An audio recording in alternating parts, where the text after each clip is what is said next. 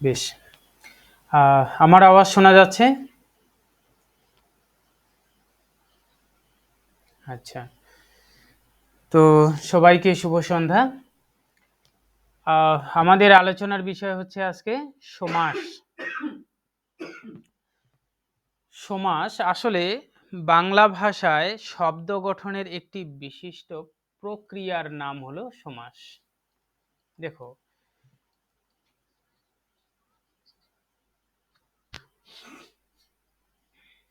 শোনা যাচ্ছে না।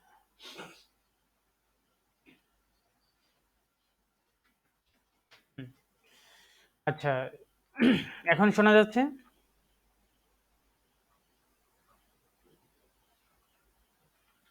হুম। বাংলা ভাষা, যেহেতু আমরা বাংলা ভাষা, বাংলা ব্যাকরণ পড়ছি, এই কারণে বাংলা ভাষায় একটি শব্দ গঠনের প্রক্রিয়ার নাম হলো সমাস। শব্দ গঠন কিভাবে করা যায়, বাংলা ভাষায় অনেক ধরনের প্রক্রিয়া আছে, তার মধ্যে একটি অন্যতম প্রক্রিয়া হলো সমাস। এই সমাস শব্দটি অর্থ হলো সংক্ষেপ। এটি ব্যাকরণে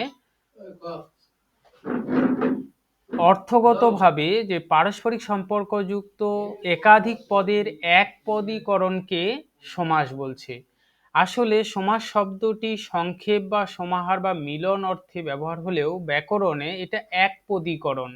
একটা পদে পরিণত করার প্রক্রিয়াটাকে ব্যাকরণে বলা হচ্ছে সমাস।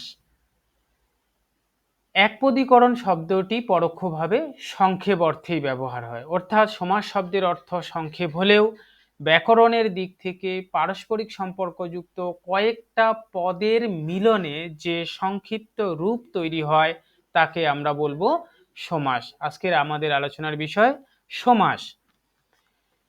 সমাস শব্দটি সংস্কৃত এবং তৎসম, এটি একটি বিশেষ্য পদ। তৈরি হয়েছে সম পূর্বক অস ধাতু যোগ অপ্রত্যয়ে, অর্থাৎ সম্পূর্বক অস ধাতু অপ্রত্যয়ে যুক্ত হয়ে সমাস শব্দটি তৈরি হয়েছে। সমাস শব্দটি ব্যাকরণে ব্যবহার হচ্ছে অর্থগতভাবে যে পারস্পরিক সম্পর্কযুক্ত একাধিক পদগুলোকে এক পদে পরিণত করার জন্য। কেন ব্যবহার করা হয় তার মূল কারণ হলো সংক্ষেপ করা, শ্রুতিমধুরতার জন্য।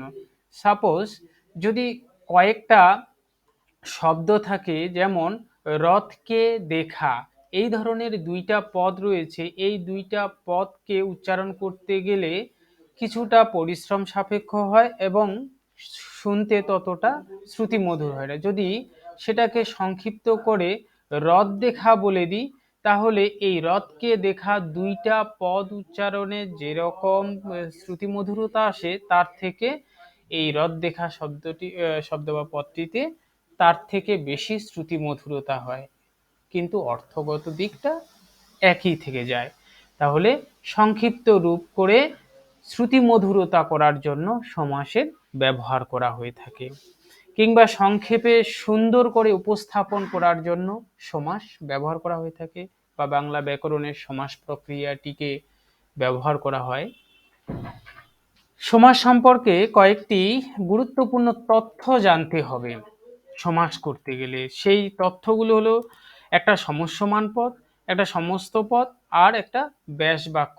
এই তিনটা পদই হচ্ছে সবচেয়ে বেশি গুরুত্বপূর্ণ সমাস আলোচনার ক্ষেত্রে। আমরা এই সমাস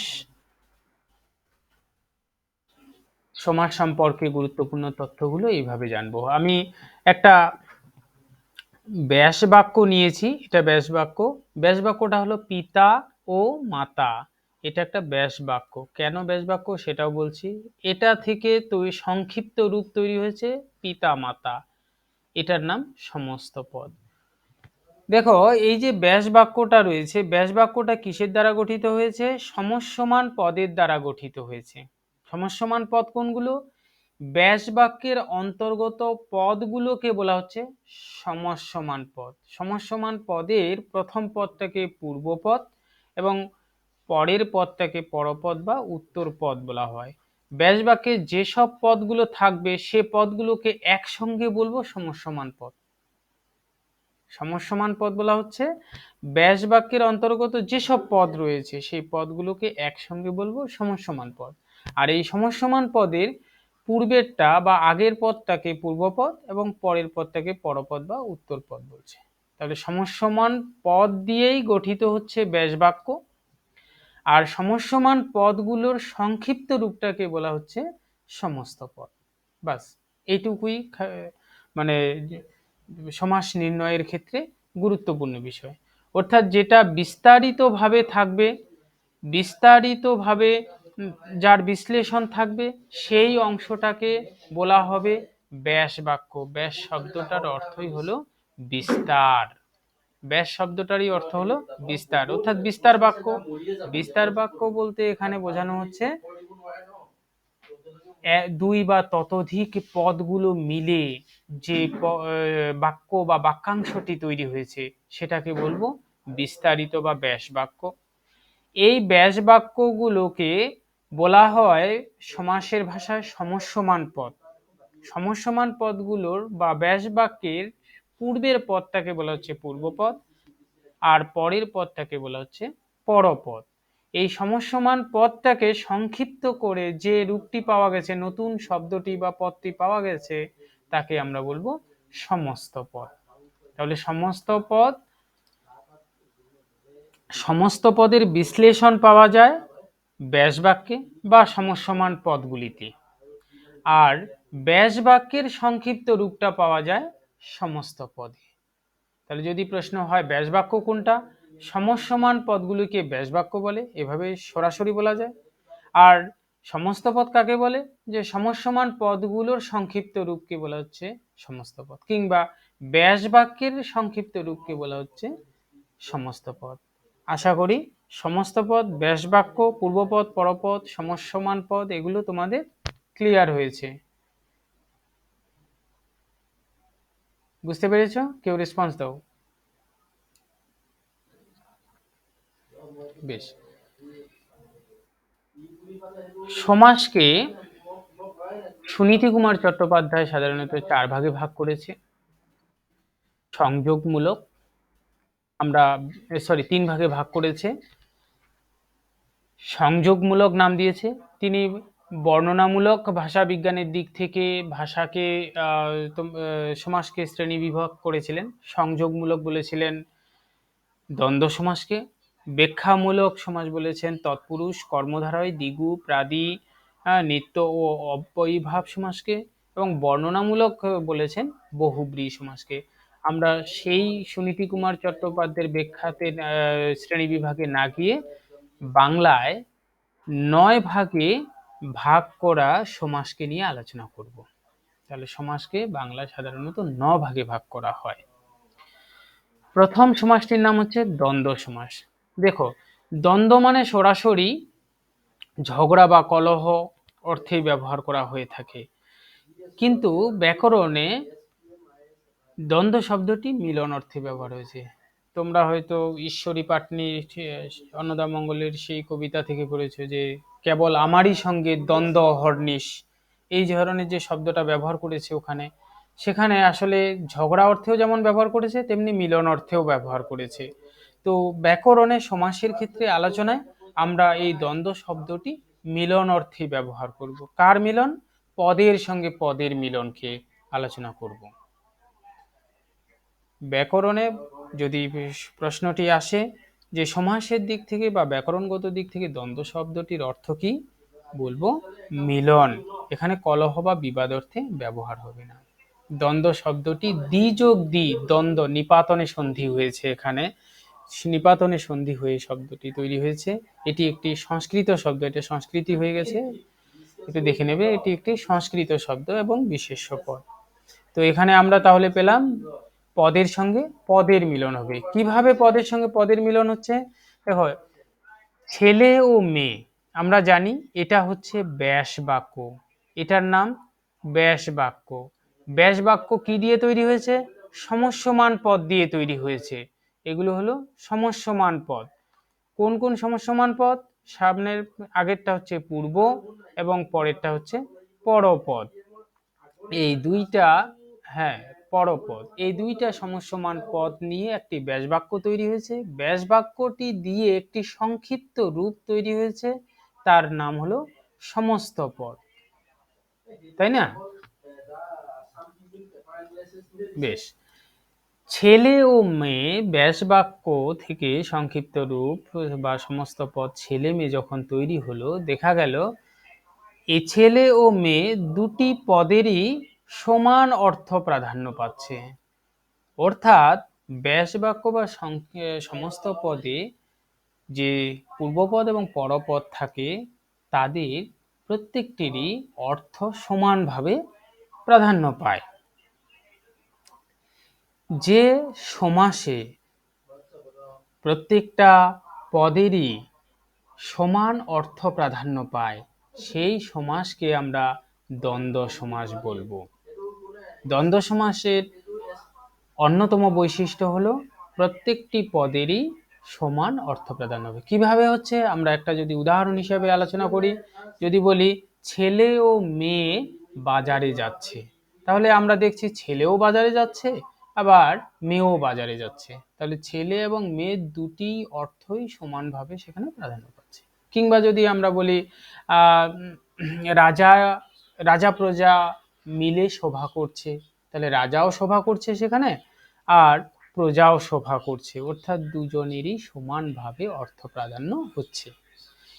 এই দুইটা পদেরই বা দুই বা ততোধিক যেসব পদগুলো থাকবে ব্যাসবাক্যে, প্রত্যেকটা পদেরই যদি সমান অর্থ প্রাধান্য পায়, তাহলে সেই ধরনের সমাসকে আমরা বলবো, বা সেই ধরনের সংক্ষিপ্ত প্রক্রিয়াকে আমরা বলবো দ্বন্দ্ব সমাস। তাহলে দুইটা বৈশিষ্ট্য একটু মনে রাখলেই হবে। একটা হচ্ছে পূর্বপদ এবং পরপদের অর্থ সমানভাবে প্রাধান্য পাবে, আর পূর্বপদ ও পরপদের মধ্যে একটা সংযোজক অব্যয় থাকবে, বিশেষ করে ও এবং আর ইত্যাদি এই সব সংযোজক অব্যয়গুলো থাকছে। যেমন এখানে ছেলে ও মেয়ে ব্যাসবাক্যে সংযোজক অব্যয় রয়েছে তোমার ও, এই সংযোজক অব্যয়টাকে এই ব্যাকরণের ভাষায় সাধারণত বলা হয়ে থাকে অনুঘটক, অর্থাৎ ঘটকালির কাজ করছে, দুইজনকে মিলিয়ে দেওয়ার কাজ করছে, ব্যাকরণে তাকে অনুঘটক বলছে। তাহলে আমরা দ্বন্দ্ব সমাসে জানলাম পূর্বপদ এবং পরপদ দুটিরই অর্থ সমানভাবে প্রাধান্য পাবে, এবং পূর্বপদ পরপদের মাঝখানে একটি সংযোজক অব্যয় থাকবে। এই ধরনের সমাসকে আমরা বলবো দ্বন্দ্ব সমাস। যদি উদাহরণ হিসাবে আরেকটু বলি, যেমন সমস্ত পদ হিসাবে দাস দাসী, এখানে সরাসরি বলা যাচ্ছে দাস ও দাসী। বেশ, তাহলে দাস ও দাসী, দাস দাসী মিলে কাজ করছে, তাহলে দাসও কাজ করছে দাসীও কাজ করছে, দুইটাই সমানভাবে অর্থ প্রাধান্য পাচ্ছে।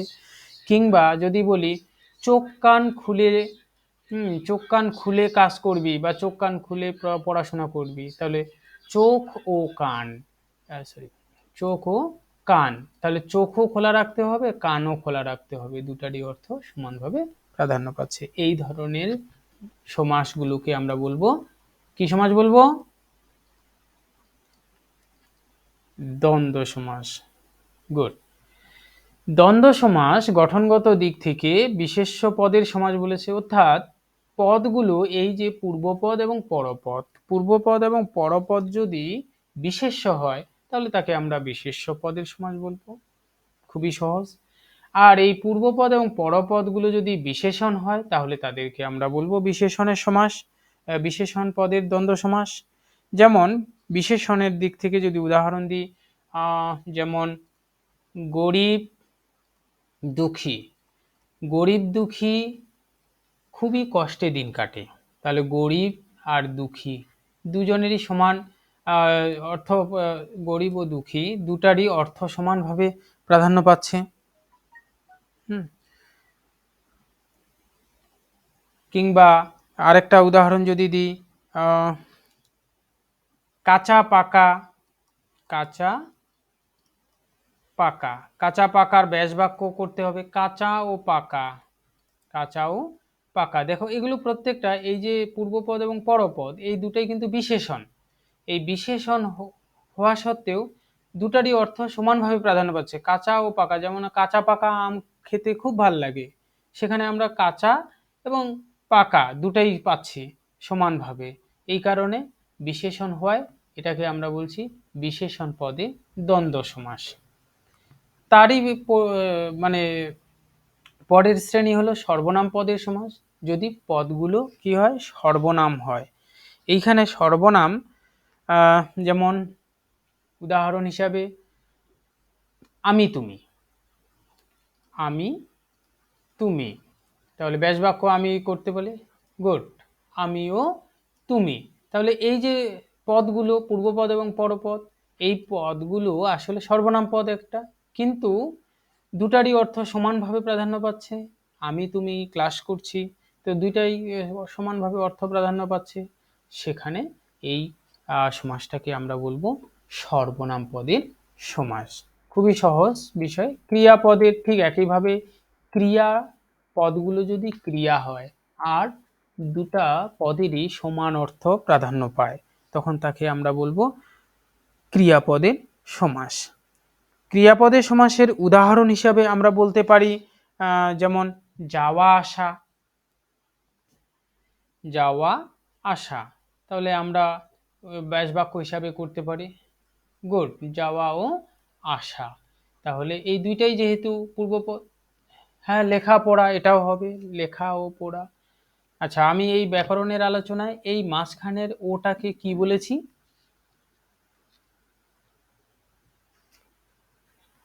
সংযোজক অব্যয় থাকছে, সেখানে অনুঘটক হিসাবে সে কাজ করছে।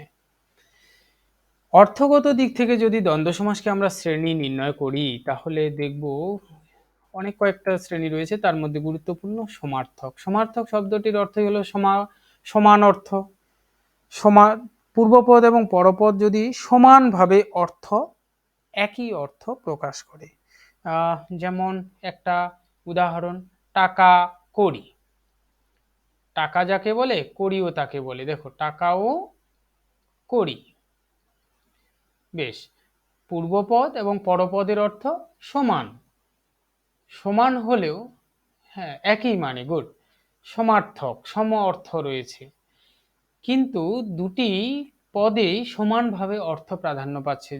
যদি বাক্যে ব্যবহার করি, যেমন টাকা কড়ি নিয়ে কি করবি, টাকা নিয়েও যা করবি, কড়ি নিয়েও তা করবি, অর্থাৎ কথা সমানভাবে অর্থ প্রাধান্য পেয়েছে। তাহলে এটা এক প্রকার দ্বন্দ্ব সমাস। কিন্তু কি ধরনের দ্বন্দ্ব সমাস হবে, যেহেতু পূর্বপদ এবং পরপদের অর্থ সমান, তাই এটাকে বলা হচ্ছে সমার্থক দ্বন্দ্ব সমাস। যেমন আরেকটা যদি উদাহরণ দিই, হ্যাঁ রাজা বাদশাহ হবে, বাড়ি ঘর, যেমন বাড়ি ও ঘর, গুড, রাজা বাদশাহ হবে, বাড়ি ঘরও হবে। মাথা, বলার একবার, মাঠ ময়দান, হ্যাঁ এটাও হবে। হ্যাঁ, মাথা মুন্ডু, ব্যবসা বাণিজ্য, এই ধরনের শব্দগুলো। তারপরে বিপরীতার্থক দ্বন্দ্ব। বিপরীতার্থক বলতে একেবারে সরাসরি বোঝা যাচ্ছে যে পূর্বপদ এবং পরপদ বিপরীত অর্থ প্রকাশ করবে। যেমন পাপ পুণ্য, রাত দিন, গুড, পাপ পুণ্য, পাপ ও হ্যাঁ বাবা ও মা, বাবা মা, হয়ে যাবে, স্বামী স্ত্রী, এটাও হবে। হ্যাঁ, তাহলে আমি কি বললাম, যে পূর্বপদ এবং পরপদ যদি কোনো বিপরীত অর্থ প্রকাশ করে, তাহলে সেটা হয়ে যাবে বিপরীতার্থক দ্বন্দ্ব সমাস। গুরুত্বপূর্ণ সবচেয়ে বেশি একশেষ দ্বন্দ্ব সমাস। ওকে, এটা একটু মনে রাখতে হবে, কোশ্চেন সাধারণত এইটা থেকেই আসে, কারণ উপরের গুলো সবাই সহজে বুঝে যায়। একশেষ দ্বন্দ্ব সমাস সহজেই বোঝা যাচ্ছে, একেবারে শেষ হয়ে যাবে, তখন যে দ্বন্দ্ব তৈরি হবে বা মিলন তৈরি হবে, তাকে আমরা বলবো একশেষ দ্বন্দ্ব সমাস। এক কথায় একটা উদাহরণ লিখি আগে, সে, আমি ও তুমি, আমরা।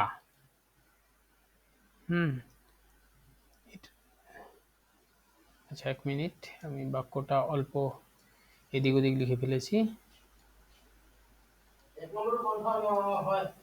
আমি, সে, হ্যাঁ, আমি, সে ও তুমি, এগুলো সর্বনাম রয়েছে। এই সর্বনামগুলোর সংক্ষিপ্ত রূপ আমরা হয়েছে। এটা পুরোটা একটা ব্যাস বাক্য। ব্যাস বাক্যটা কি দিয়ে তৈরি হয়েছে? সর্বনাম পদ দিয়ে তৈরি হয়েছে। সর্বনাম পদ দিয়ে তৈরি হয়ে একটা সর্বনাম পদের বহুবচনাত্মক একটি রূপ সমস্ত পদ হিসেবে তৈরি হয়েছে। দেখো, আমি যে শব্দটা পদটা রয়েছে, আমি পদটার একটা বহুবচনাত্মক মানে বহুবচনের একটি রূপ তৈরি হয়েছে সমস্ত পদ হিসেবে। সেইখানে সে, তুমি এটারও হতে পারে একটি সমস্ত পদ হিসেবে, কিন্তু যে কোনো একটি পদের বহুবচনাত্মক রূপ সমস্ত পদে পরিণত হবে, তখন তাকে আমরা বলবো এক শেষ দ্বন্দ্ব সমাস। অর্থাৎ সর্বনাম পদের দ্বারা তৈরি একটি ব্যাস বাক্য থেকে একটি পদের বহুবচনাত্মক রূপ যদি সমস্ত পদে পরিণত হয়, তখন তাকে আমরা বলবো এক শেষ দ্বন্দ্ব সমাস। ক্লিয়ার হয়েছে?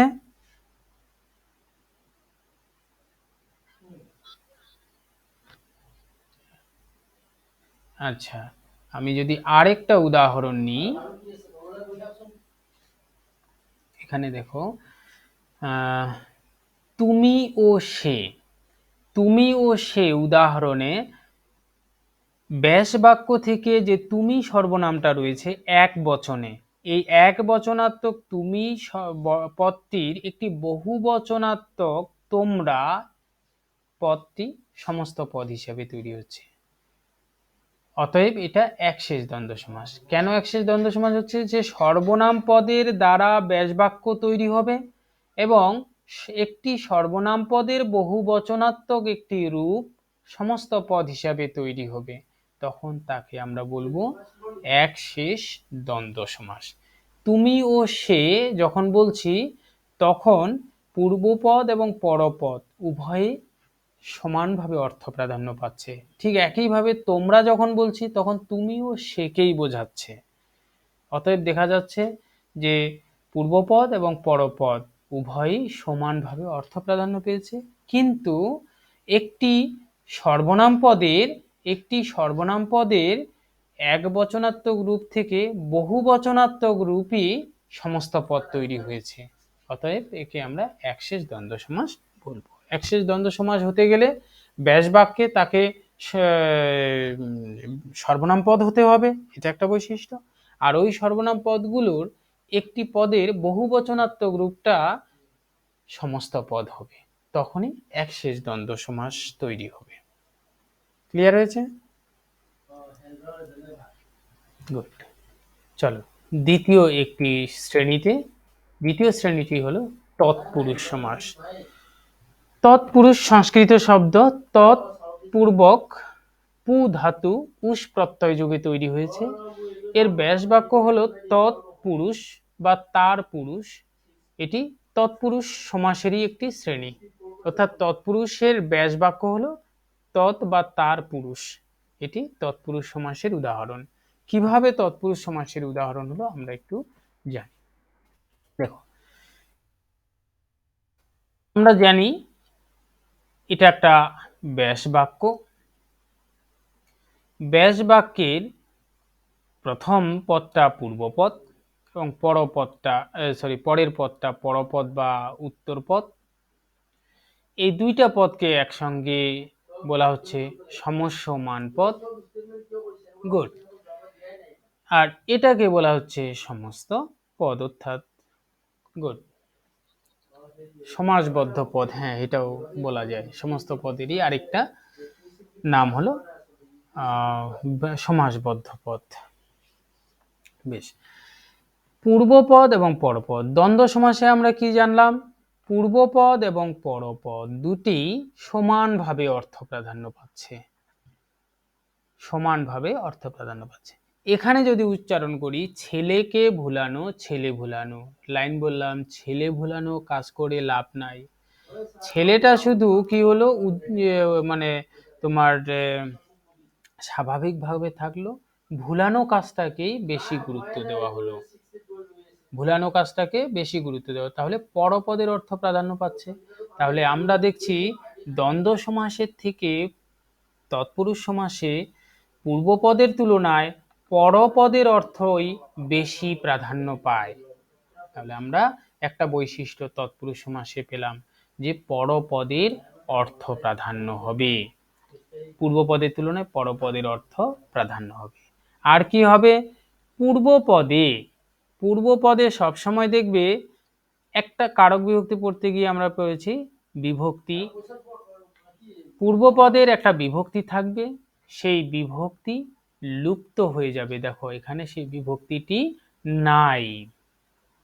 তাহলে দেখেছি ব্যাস বাক্যে থাকা পূর্বপদের বিভক্তিটা সমস্ত পদে লুপ্ত হয়ে যাবে আর পরপদের অর্থই প্রাধান্য পাবে, তখন তাকে আমরা বলবো তৎপুরুষ সমাস। কেউ বলো তো আমি কোন দুইটা বৈশিষ্ট্যের কারণে তৎপুরুষ সমাস, এই উদাহরণটাকে তৎপুরুষ সমাস বলেছি?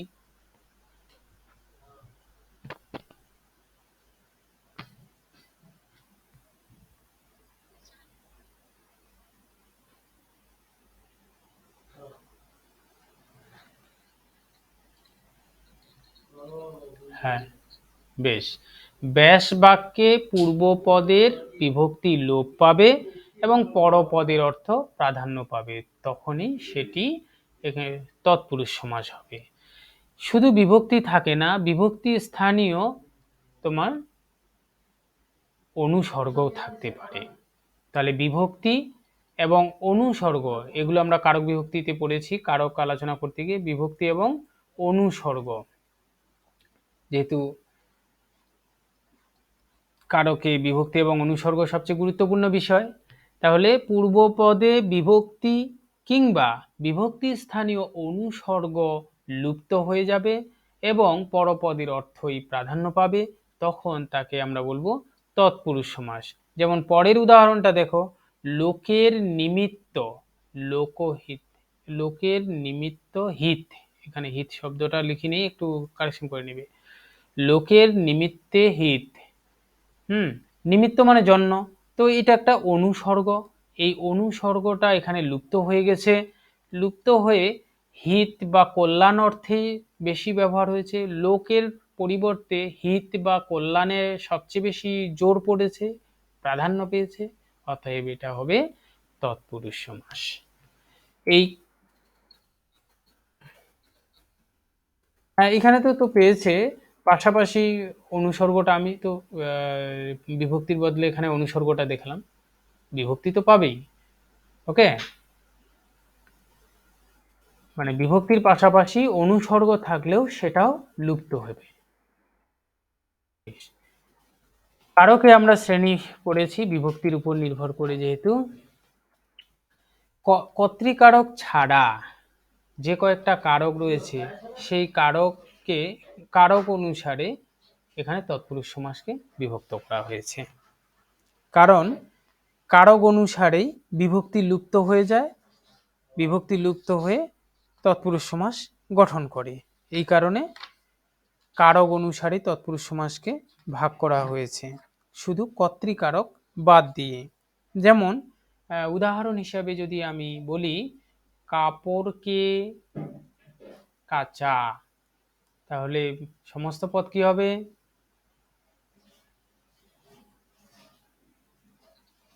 কাপড় কাচা, গুড। দেখো পূর্বপদ কাপড়কে কাচা পরপদ, পূর্বপদের কে বিভক্তিটা এখানে এসে লুপ্ত হয়ে গেছে এবং কাঁচা এটারই অর্থ প্রাধান্য পেয়েছে, কারণ মূল কাজটা কি করছি, কাঁচা।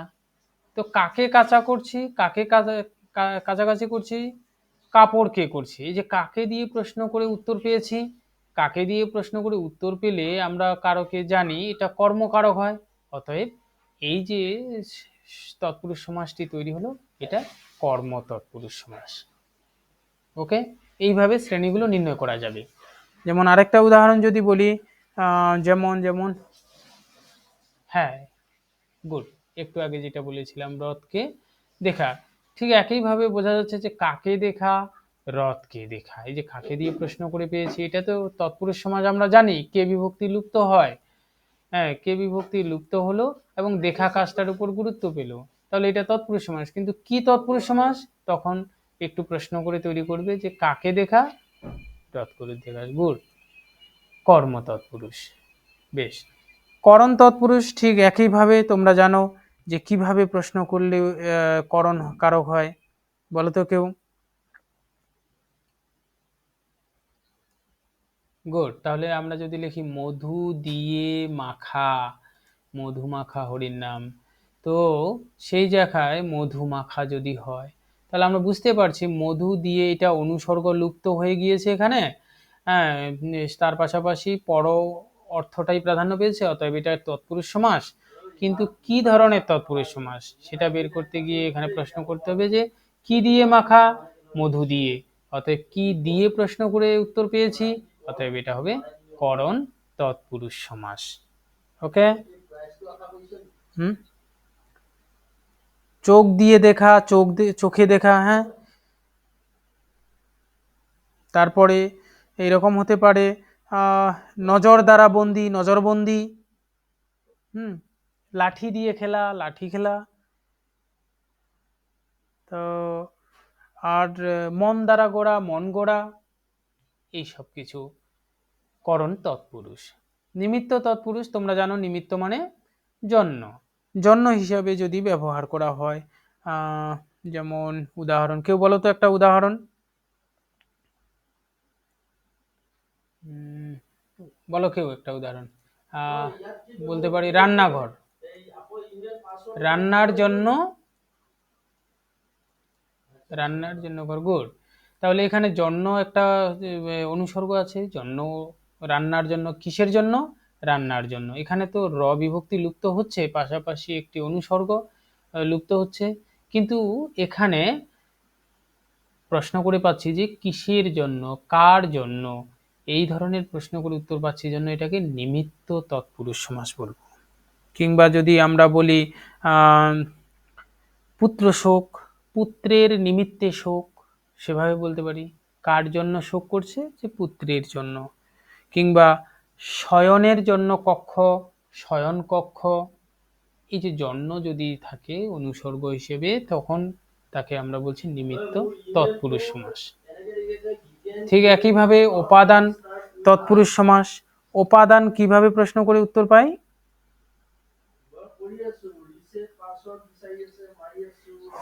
হইতে থেকে। গুড। কি বলো তো আরেকবার, কি বললে।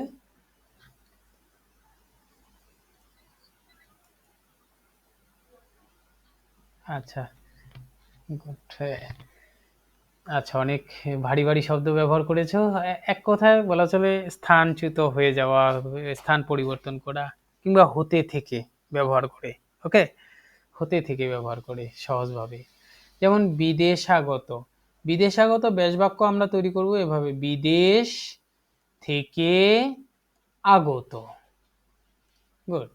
তাহলে আমরা এখানে বুঝতে পারছি বিদেশ পূর্বপদ, থেকে হচ্ছে একটা অনুসর্গ, আর আগত পরপদ।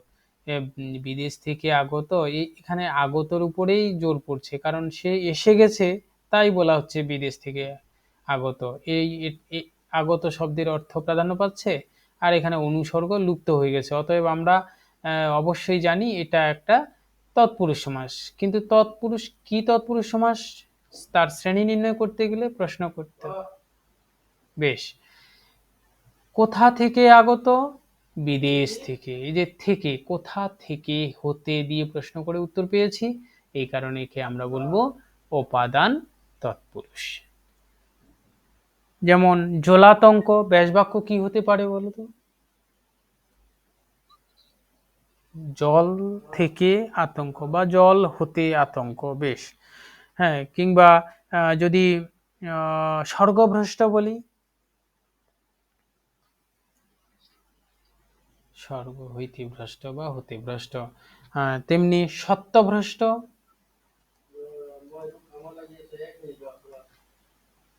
সত্য থেকে ভ্রষ্ট, এগুলো প্রত্যেকটাই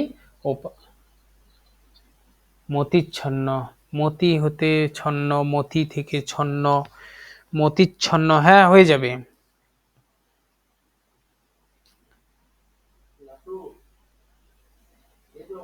হ্যাঁ, মতি দ্বারা আচ্ছন্ন, এটা সরি, এটা করণ তৎপুরুষ হবে। মতি মতি দিয়ে আচ্ছন্ন, মতি দিয়ে মতি দ্বারা আচ্ছন্ন, করণ তৎপুরুষ হবে। মতি থেকে তো ওখান থেকে সরে যাচ্ছে না, না সরে গেলে ওটা করণ তৎপুরুষ হবে। যেমন বিদেশ থেকে সরে গেছে, সত্য থেকে সরে গেছে। হুম, আচ্ছা, ঠিক একইভাবে হ্যাঁ, হইতে, থেকে, চেয়ে, এগুলো সব অনুসর্গ। হুম,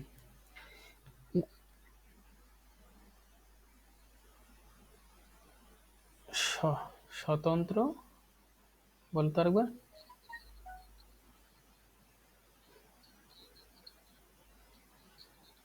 হ্যাঁ, অনুসর্গ আলাদাভাবে ব্যবহার হয়ে বাক্যের অর্থ প্রকাশে সাহায্য করে। আর বিভক্তি শব্দের সঙ্গে একসঙ্গে যুক্ত হয়ে শব্দটিকে পদে পরিণত করে। এটুকুই তো কথা। ওকে, বেশ, চলো। অধিকরণ ঠিক একইভাবে। অধিকরণ আমরা জানি কোথায়, কখন, হ্যাঁ, এই দিয়ে প্রশ্ন করে যদি উত্তর পাই, যেমন আমরা যদি বলি রাজবাড়ি, রাজবাড়ি, ব্যাসবাক্য আমরা তৈরি করতে পারি রাজার বাড়ি, হয় না? তাই তো, ব্যাসবাক্য ঠিক আছে, হ্যাঁ, রাজার বাড়ি। তাহলে রাজার বাড়ি কার বাড়ি বা কোথায়? রাজবাড়ি, রাজার বাড়ি, সেটাকে আমরা বলছি রাজার বাড়ি। এখানে কি বলছে? স্থান বোঝাচ্ছে একটা। স্থান কালকে আমরা অধিকরণ হিসাবে চিহ্নিত করি, সেই দিক থেকে স্থানাধিকরণ, কালাধিকরণ, এভাবে শ্রেণী বিভাগ করেছিলাম, তাই না? এখানে তাহলে স্থান বোঝাচ্ছে, অতএব এটা হবে অধিকরণ তৎপুরুষ। যেমন আরেকটা যদি উদাহরণ বলি, সরি, এটা ভুল বলেছি আমি, রাজার বাড়ি হবে না, এটা রাজার জন্য বাড়ি না, এটা পরে বলছি, এটা সম্বন্ধ তৎপুরুষের মধ্যে হবে, সম্বন্ধ আছে, হ্যাঁ, এটা আমি পরে বলছি। রাজার বাড়ি নয়, আসলে হবে গাছ পাকা যদি বলি, গাছে পাকা, তাই তো? গাছে পাকা যখন বলছি, পাকাটাকেই বেশি গুরুত্ব দিয়েছি, এবং গাছে এ বিভক্তিটা এখানে এসে লুপ্ত হয়ে গিয়েছে। দুটো বৈশিষ্ট্যই তৎপুরুষ সমাসের, দুটো বৈশিষ্ট্যই রয়েছে, অতএব এটা তৎপুরুষ সমাস। কিন্তু কোথায় পাকা? গাছে পাকা। তাহলে কোথায় দিয়ে প্রশ্ন করে পেয়েছি, একটা স্থান বোঝাচ্ছে, তাই না?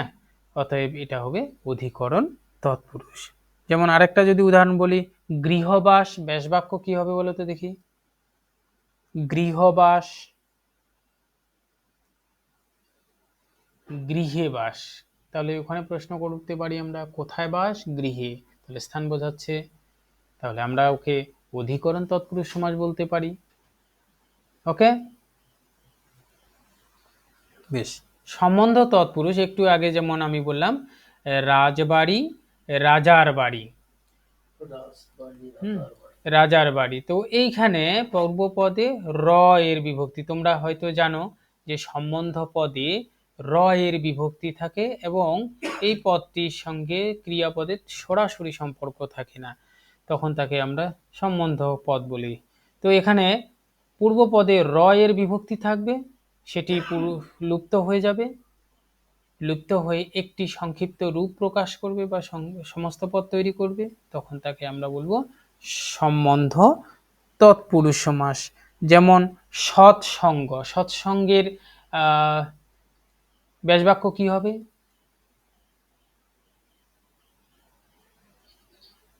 গুড, সতের সঙ্গ হয়ে গেল সৎসঙ্গ। এখানেও র বিভক্তি, র এর বিভক্তি রয়েছে, এর বিভক্তি রয়েছে। কিংবা আরেকটা যদি বলি মাতৃসম, কি হবে ব্যাসবাক্য?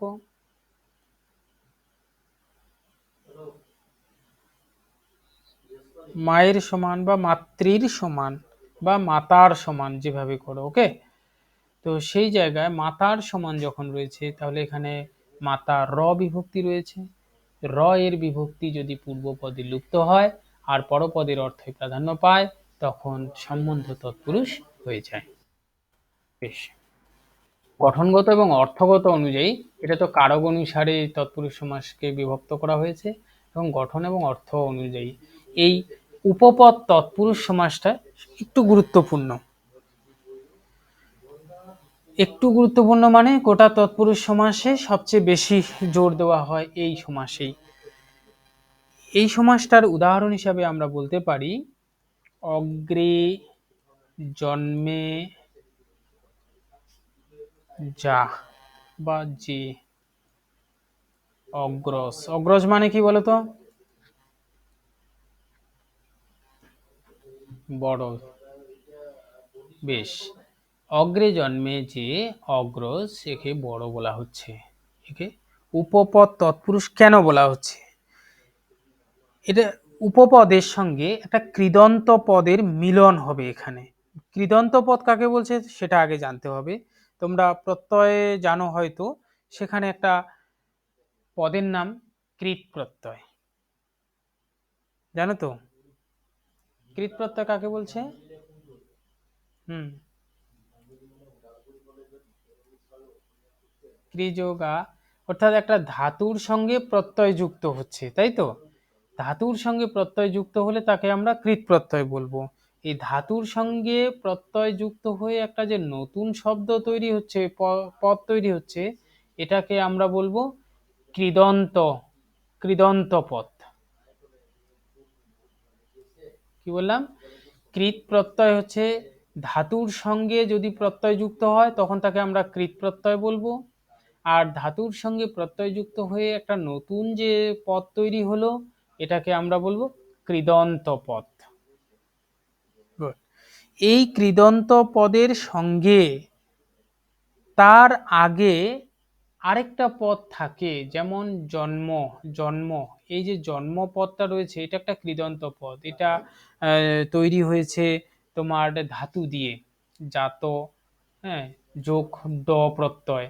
আমি প্রত্যয় আলোচনার সময় বলবো এগুলো, যে ধাতু দিয়ে তৈরি হয়েছে, ধাতু আর প্রত্যয় মিলে তৈরি হয়েছে, অতএব এটা একটা কৃদন্ত পদ। আর তার আগে আরেকটা পদ থাকে সব সময়, সেই পদটাকেই বলা হচ্ছে উপপদ। উপ বলতে এখানে আগে অর্থে ব্যবহার হয়েছে। তাহলে দেখা যাবে জন্মে যে, জন্মে সাধারণত এটা ক্রিয়া হিসেবে ব্যবহার হবে। ক্রিয়া মানে জানো, ধাতু দিয়ে তৈরি একটি পদ, ধাতু আর প্রত্যয় যোগে তৈরি পদকে সাধারণত ক্রিয়ায় বলা হয়ে থাকে। এটি ব্যাকরণের ভাষা এখানে কৃদন্ত পদ বলবো। এই কৃদন্ত পদের সঙ্গে আগে থাকা একটা পদের মিলনে যে নতুন পদটা তৈরি হয় তখন তাকে উপপদ বলে, উপপদ তৎপুরুষ সমাস বলে। কারণ এটা পূর্বপদে বিভক্তি লুপ্ত হয় বা বিভক্তি লুপ্ত হয়েছে আর পরপদের অর্থই প্রাধান্য পেয়েছে। এই কারণে এটাকে আমরা তৎপুরুষ সমাস বলি। আর কৃদন্ত পদের আগে একটি পদের সঙ্গে যেহেতু তৈরি হয়েছে, এই কারণে একে আমরা উপপদ তৎপুরুষ সমাস বলে। যেমন আরেকটা উদাহরণ হিসাবে আমি একটু বলি, তোমার না, না হবে না, ওটা পরে আলোচনা করছি। মধুপ, মধুপ যদি বলি তোমাকে, ব্যাস বাক্যে মধু, মধু পান করে যে, সবসময় মনে রাখবে যে পরের পদটা সবসময় একটা ক্রিয়ার মতো কাজ করবে। ক্রিয়া কাজ না করলে কৃদন্ত পদ হবে না। মধু পান করে যে, তাহলে পান, যে পা ধাতু দিয়ে তৈরি একটি কৃদন্ত শব্দ, কৃদন্ত শব্দের আগে আরেকটা পদ রয়েছে, তাহলে আগে পদটার নাম উপপদ বলেছি। এই উপপদের সঙ্গে কৃদন্ত পদের যে সমাস হয়েছে, হয়ে পূর্বপদের বিভক্তি লুপ্ত হয়েছে এবং পরপদের অর্থ প্রাধান্য পেয়েছে, এই কারণে একে আমরা বলবো উপপদ তৎপুরুষ সমাস। ক্লিয়ার? এটার ব্যাস বাক্য বলে দাও। ছেলে ধরা, ছেলে ধরার ব্যাস বাক্য কি হবে?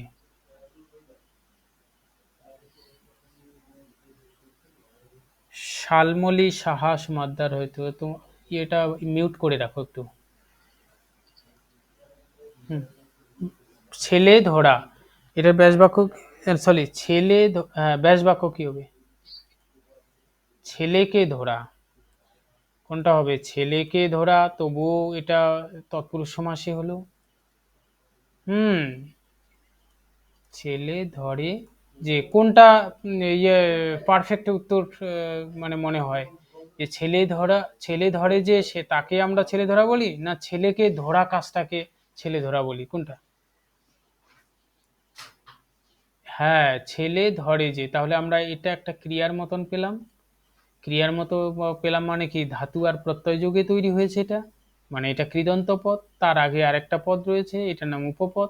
অতএব উপপদের সঙ্গে কৃদন্ত পদের যে সমাস তৈরি হয়েছে তাকে আমরা বলবো উপপদ তৎপুরুষ সমাস। আশা করি ক্লিয়ার হয়েছে, তাই না?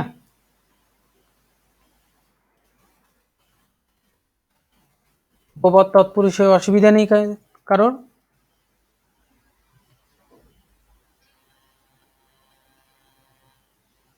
কোন তৎপুরুষ?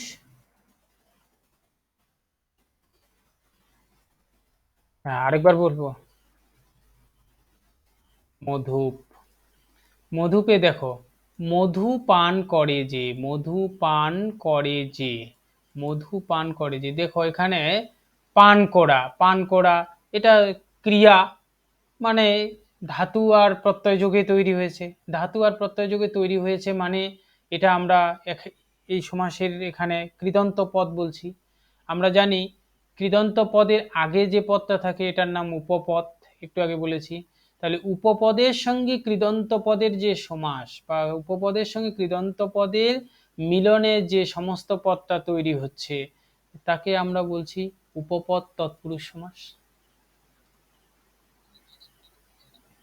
হুম। আচ্ছা, কিভাবে বুঝবো এটা তো পুরোপুরি আমি প্রথম থেকেই বলছি, তৎপুরুষ সমাস যখন বললাম, তৎপুরুষ সমাসের বৈশিষ্ট্য হচ্ছে পূর্বপদ থাকছে আর পরপদ থাকছে। পূর্বপদ এবং পরপদ এই দুইটার মধ্যে পূর্বপদের বিভক্তি লুপ্ত হবে বা বিভক্তি স্থানীয় অনুসর্গ লুপ্ত হবে, আর পরপদের অর্থ প্রাধান্য পাবে, তখন তাকে আমরা তৎপুরুষ সমাস বলবো। ঠিক একইভাবে ব্যাস বাক্যে এখানে মধু তোমার বিভক্তি শূন্য লুপ্ত হয়ে গিয়েছে, তেমনি পরপদের অর্থই এখানে প্রাধান্য পাচ্ছে, পান করাটাকেই গুরুত্ব দিচ্ছে, অতএব এটা তৎপুরুষ সমাস, আমরা নিশ্চিত হয়ে গেছি। কিন্তু তৎপুরুষ সমাস যখন নিশ্চিত হলাম, তখন কোন শ্রেণীর হবে সেটা আমরা বুঝবো। যদি ব্যাস বাক্যে এখানে একটা ক্রিয়া পাই, পরপদটাতে, পরপদটাতে ক্রিয়া পাই, যেমন পান করা একটা ক্রিয়া, ক্রিয়া মানেই আমরা জানি ধাতুর সঙ্গে প্রত্যয় যুক্ত হয়ে তৈরি হয়েছে, আর ধাতুর সঙ্গে প্রত্যয় যুক্ত হয়ে যে পদটা তৈরি করে সেই পদটাকে আমরা কৃদন্ত পদ বলি। তাহলে এখানে কৃদন্ত পদটা পেয়ে গেছি। এই কৃদন্ত পদটার আগে যদি কোনো পদ থাকে তাহলে সেটা উপপদ বলবো। উপ মানে এখানে আগে অর্থে ব্যবহার হচ্ছে, এই আগের পদটা আছে, পাশাপাশি পরের পদটা ক্রিয়ার মতো করে ব্যবহার হয়েছে, আর তৎপুরুষ সমাসের বৈশিষ্ট্য অনুসারে পূর্বপদের বিভক্তি বা বিভক্তি স্থানীয় অনুসর্গ লুপ্ত হয়েছে, পরপদের অর্থ প্রাধান্য পেয়েছে, অতএব একে আমরা উপপদ তৎপুরুষ সমাস বলব। ক্লিয়ার হয়েছে এবার? হুম। আরেকটা উদাহরণ দিয়ে তাহলে বলি তোমাদের। উদাহরণ হিসাবে যদি বলি,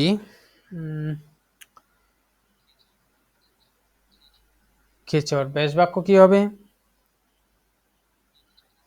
হুম। হুম। ইন্দ্রজিৎ ইন্দ্র জয় করে যে, ওটা আলাদা, আমি পরে বলবো তাহলে, ওটা যখন আসবে। খে বা ক্ষয়ে চড়ে যে, তাই তো? দেখো এখানে চড়ে যে, আমরা এটা তৎপুরুষ সমাস সরাসরি জানি।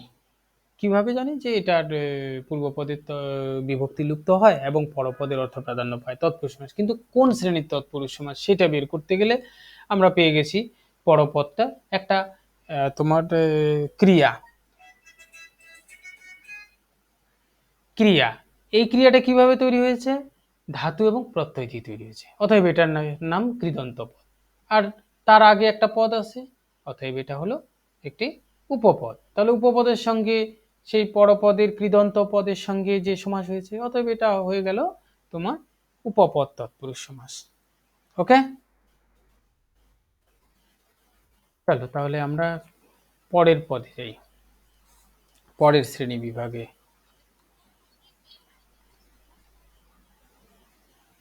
কোনটা? ও আচ্ছা, আরো দুটা ভাগ রয়েছে, সেই দুটাই। নৈঅর্থক খুবই সহজ, ব্যাস বাক্যে নৈঅর্থক বা না উচ্চারণ হবে। যেমন অনাচার, এক মিনিট, তো এটা মুছে দিই একটু।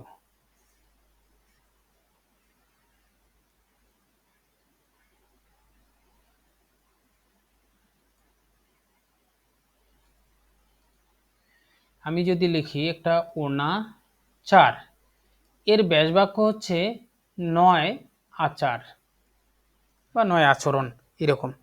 তো নয় আচরণ যখন করছি ব্যাস বাক্যে, আমরা দেখছি পূর্বপদ এবং পরপদ। পূর্বপদে এটা এমনি পদ থাকলে তো শূন্য বিভক্তি আছেই, সেই বিভক্তি লুপ্ত হবে এবং পরপদের অর্থ প্রাধান্য পাবে, অতএব আমরা এটাকে জানছি যে এটা তৎপুরুষ সমাস অবশ্যই হয়। তো তৎপুরুষ সমাসের মধ্যে এই ব্যাস বাক্যে নাবাচক একটা ভাব প্রকাশ হয়েছে বা নৈঅর্থক ভাব প্রকাশ করেছে।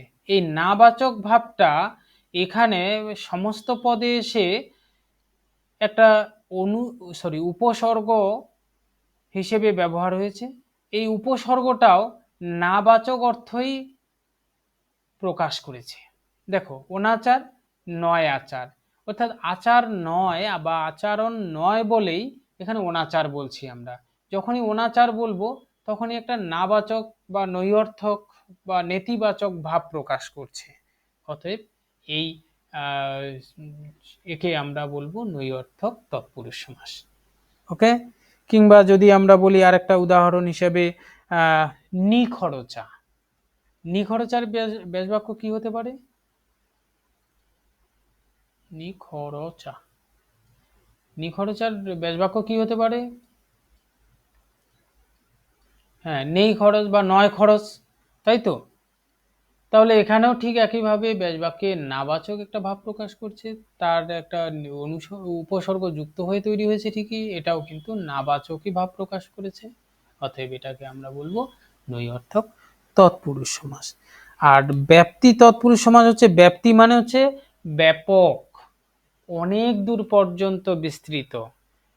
আমরা বলি যে এই ঘটনার ব্যাপ্তি অনেক দূর, তাহলে আমরা দেখছি ঘটনাটা অনেক দূর পর্যন্ত বিস্তৃত হয়ে আছে, অর্থাৎ বিস্তার বা ব্যাপ্তি বা অনেকটা পর্যন্ত বোঝানো, যদি বোঝায় তখন তাকে আমরা বলবো ব্যাপ্তি তৎপুরুষ সমাস। যেমন উদাহরণ হিসাবে বলি, এক মিনিট,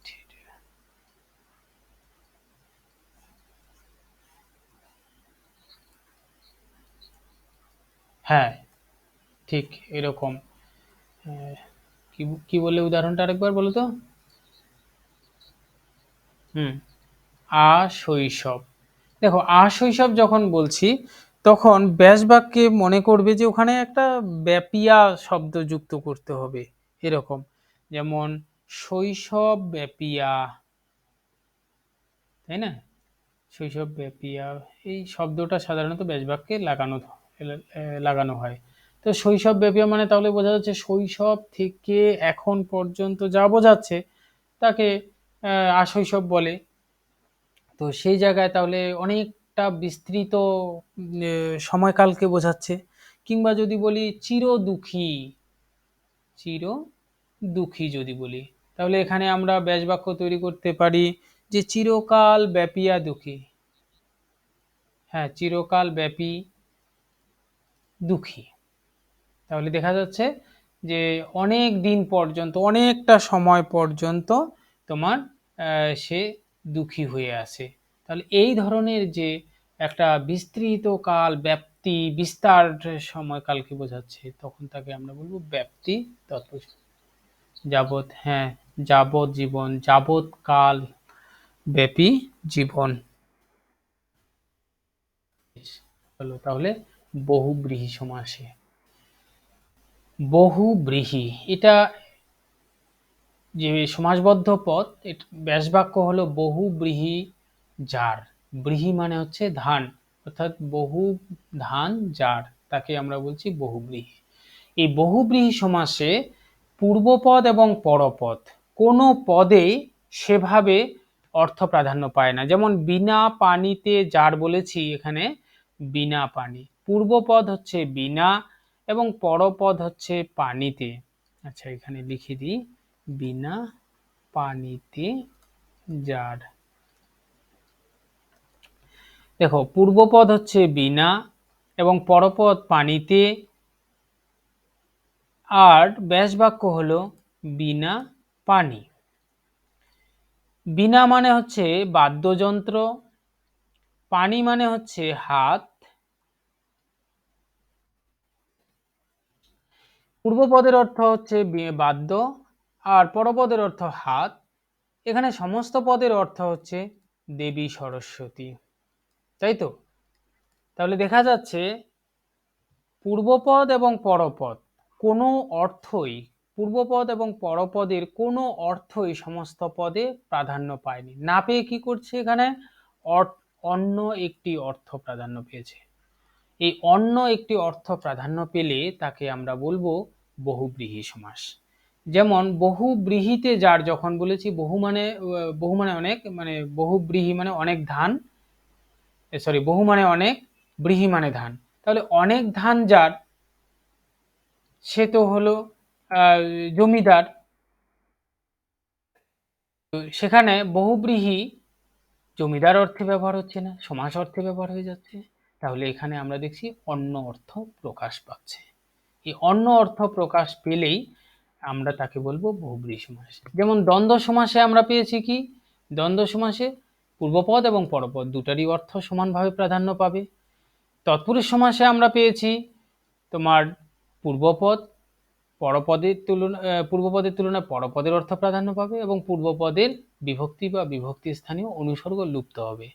ঠিক তেমনি বহুব্রীহি সমাসে আমরা পাবো পূর্বপদ এবং পরপদের কোনো অর্থই প্রাধান্য পাবে না, একটা অন্য অর্থ এসে প্রাধান্য পাবে। দেখো, সমাসগুলোর আমি কয়েকটারই পার্থক্য বলে দিলাম। আচ্ছা, তো এইখানে শ্রেণী বিভাগে পুরো শ্রেণীটা আমি একটু তুলে দিয়েছি। শ্রেণীগুলো কি আলোচনা করে দিব?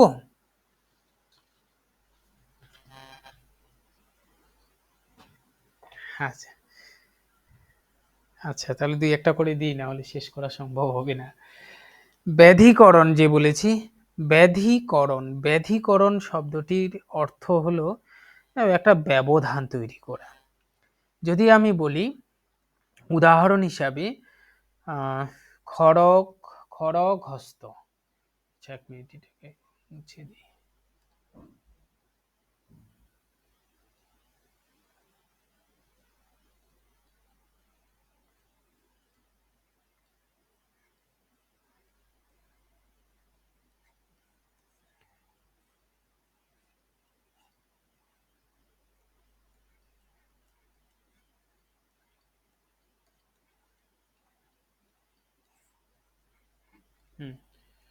উদাহরণ বললাম খড়গ হস্ত, খড়গ হস্ত।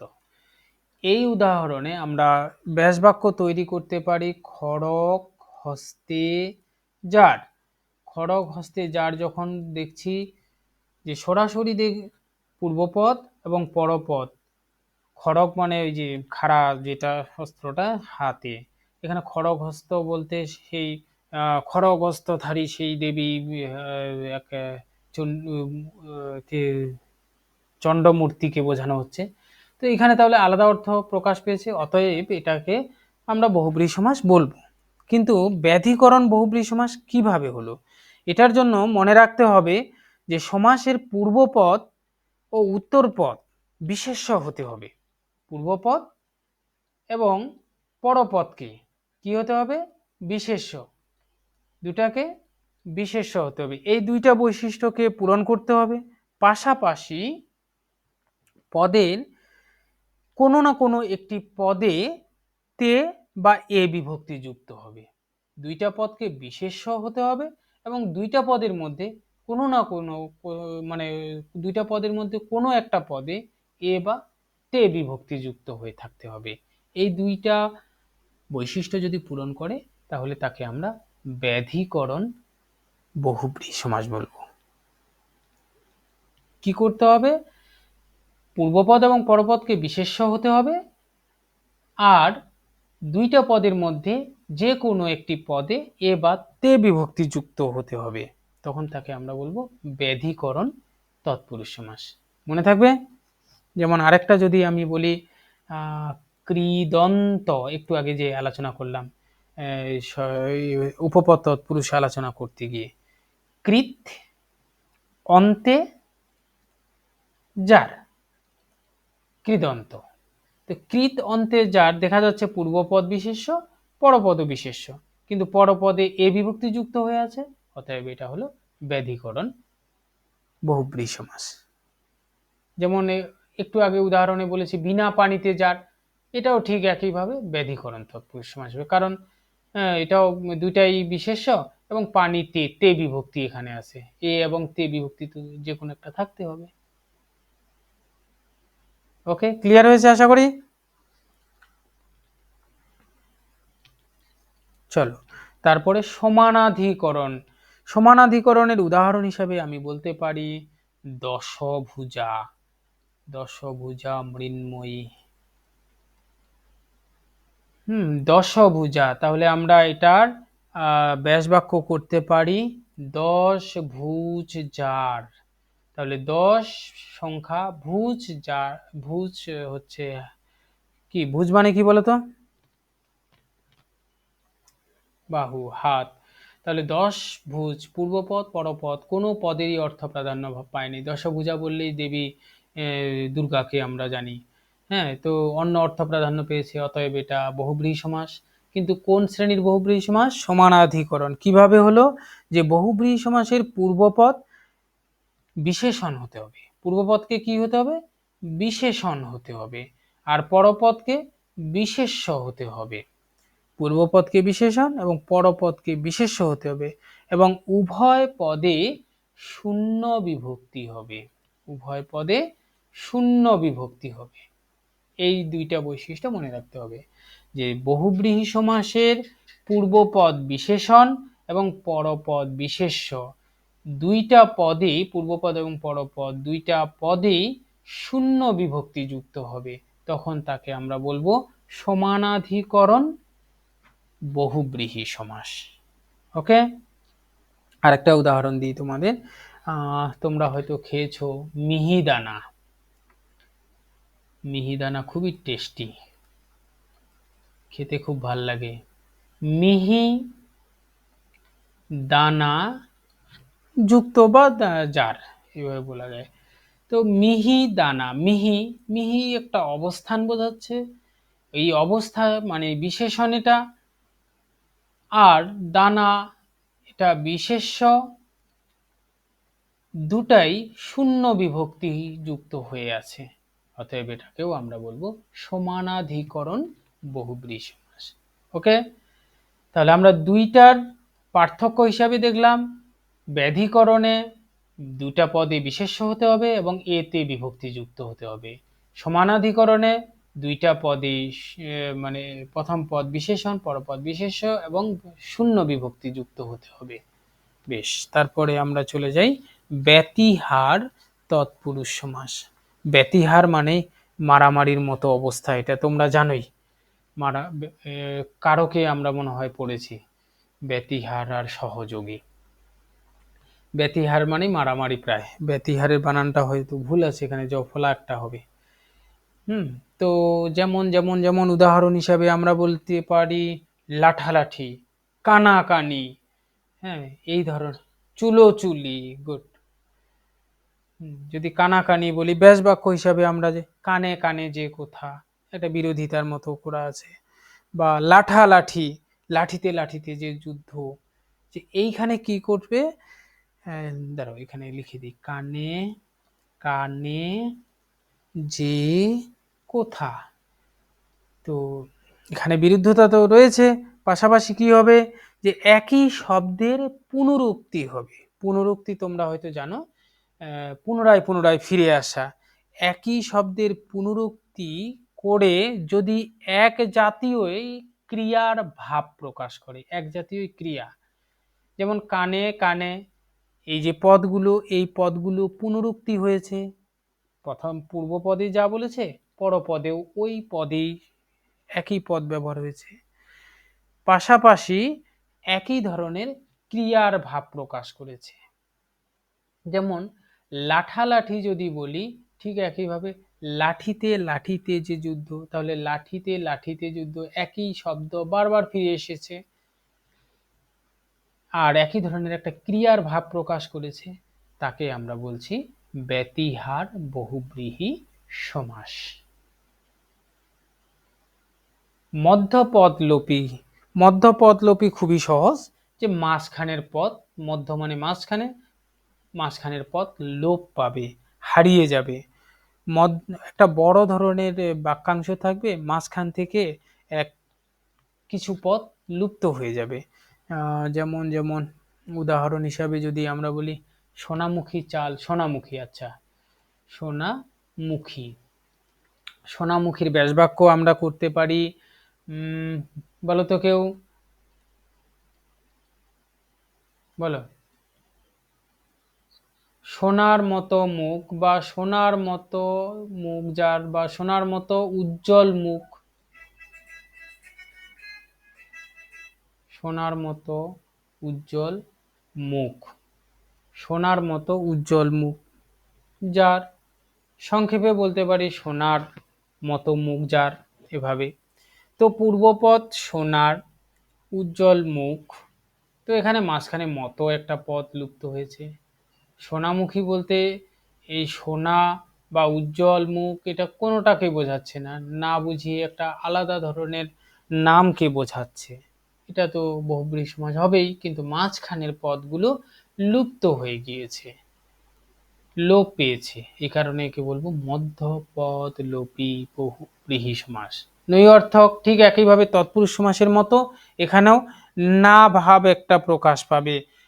যেমন আমরা যদি বলি নিখুঁত, নিখুঁত ভাবে কাজটি করবে, নয় খুঁত, নয় খুঁত যার, বা নয় খুঁত যাতে, যখন ব্যবহার করছি তখন একটা না ভাব প্রকাশ পাচ্ছে।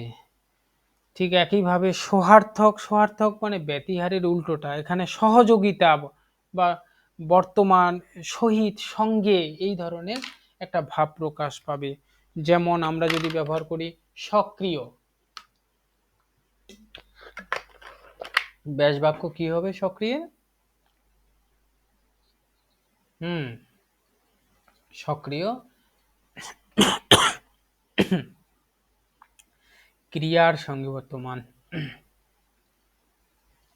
সঙ্গে বর্তমান, বা ক্রিয়ার সহিত বর্তমান, সঙ্গে সহিত একই। আচ্ছা, তো এই যে সহিত, সহ, সহ, স ব্যবহার করা হচ্ছে, বিশেষ করে সমস্ত পদে যদি স দিয়ে উচ্চারণ হয়ে থাকে, সবটা হবে না, বেশিরভাগের ক্ষেত্রেই দেখবে যে এটা সহার্থক বহুব্রীহি সমাস হওয়ার চান্স বেশি থাকে। এখানে সহিত, সঙ্গে থাকা একটি ভাব প্রকাশ পাবে। সংখ্যাপূর্বক, একটু আগে আমরা দশভুজা জেনেছি, এই দশভুজাকেও আমরা সংখ্যাপূর্বক বলে দিতে পারি, কারণ ব্যাস বাক্যে শুরুতে পূর্বপদটি সংখ্যাবাচক হবেই। যেমন ত্রিলোচন, ত্রিলোচনকে তিন বা ত্রিলোচন যার, যার মুখ্য বৈশিষ্ট্য হলো পূর্বপদটিকে সংখ্যাবাচক বিশেষণ হতেই হবে। সংখ্যাবাচক বিশেষণের পাশাপাশি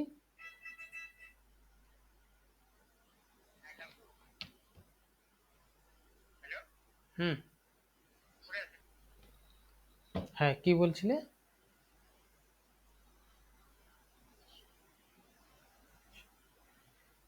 ক্রিয়ার সহিত বর্তমান, সহিত বা আমি সঙ্গে লিখে দিয়েছি, সহিত সাধু শব্দ, ক্রিয়ার সহিত বর্তমান, এখানে স একটা ভাব, সহযোগিতার ভাব থাকবে। ওকে, সংখ্যাপূর্বকে পূর্বপদটা অবশ্যই সংখ্যাপূর্বক বিশেষণ হবে। সংখ্যাপূর্বক বিশেষণ থাকলে তাকে আমরা সংখ্যাপূর্বক বহুব্রীহি সমাস, যেমন এখানে দশভুজাকে বলেছি, দশভুজা তোমার সমানাধিকরণের পাশাপাশি সংখ্যাপূর্বক বহুব্রীহি সমাসও হবে। বেশ, চলো।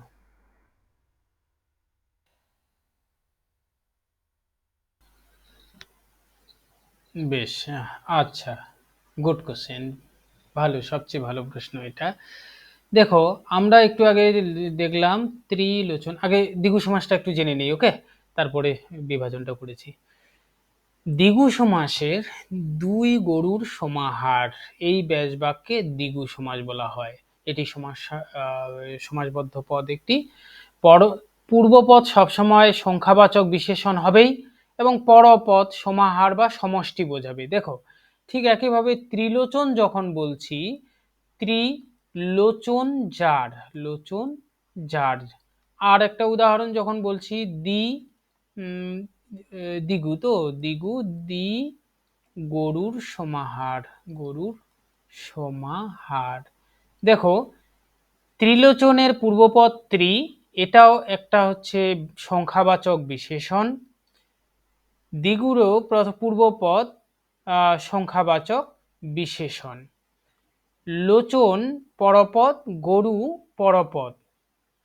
তাহলে আমরা মনে করতে পারি এই দুইটাই তো দ্বিগু সমাস হওয়া উচিত, কারণ দ্বিগু সমাসের বৈশিষ্ট্যই হচ্ছে পূর্বপদকে সংখ্যাবাচক বিশেষণ হবে।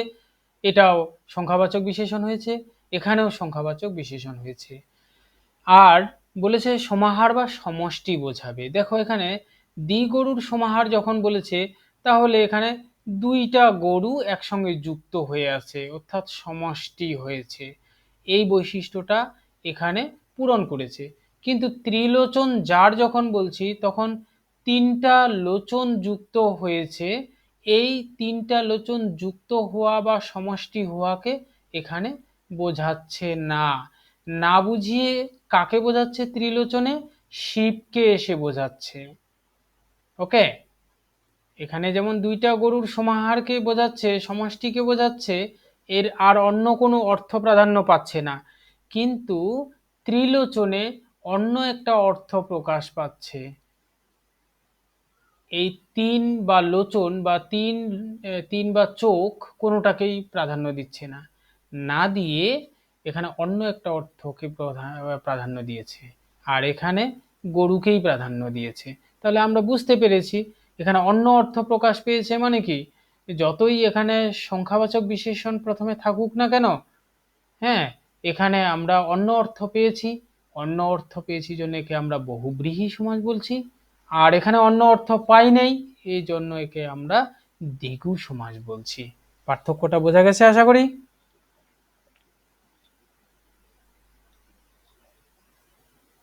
ক্লিয়ার হয়েছে? শুনতে পাচ্ছ আমাকে?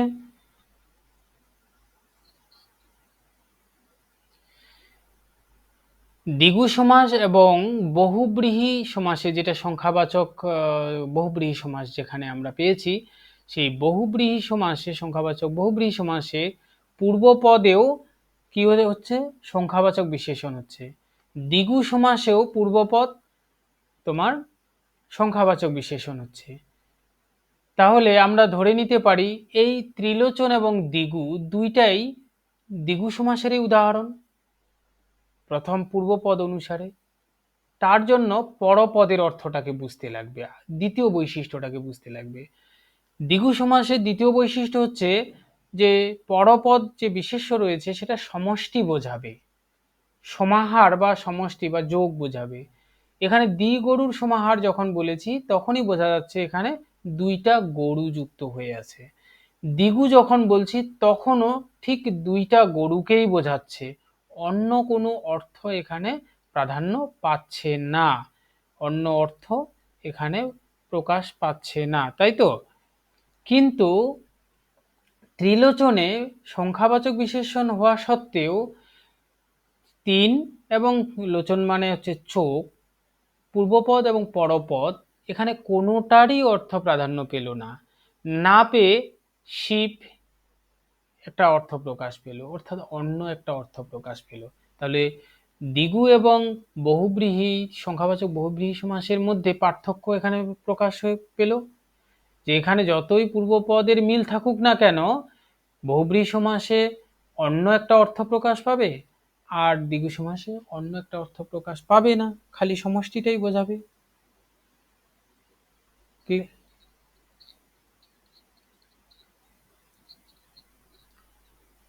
গঠন অনুসারে বলবো না, এখানে সমাহার অনুসারে হবে, সমষ্টি অনুসারে হবে।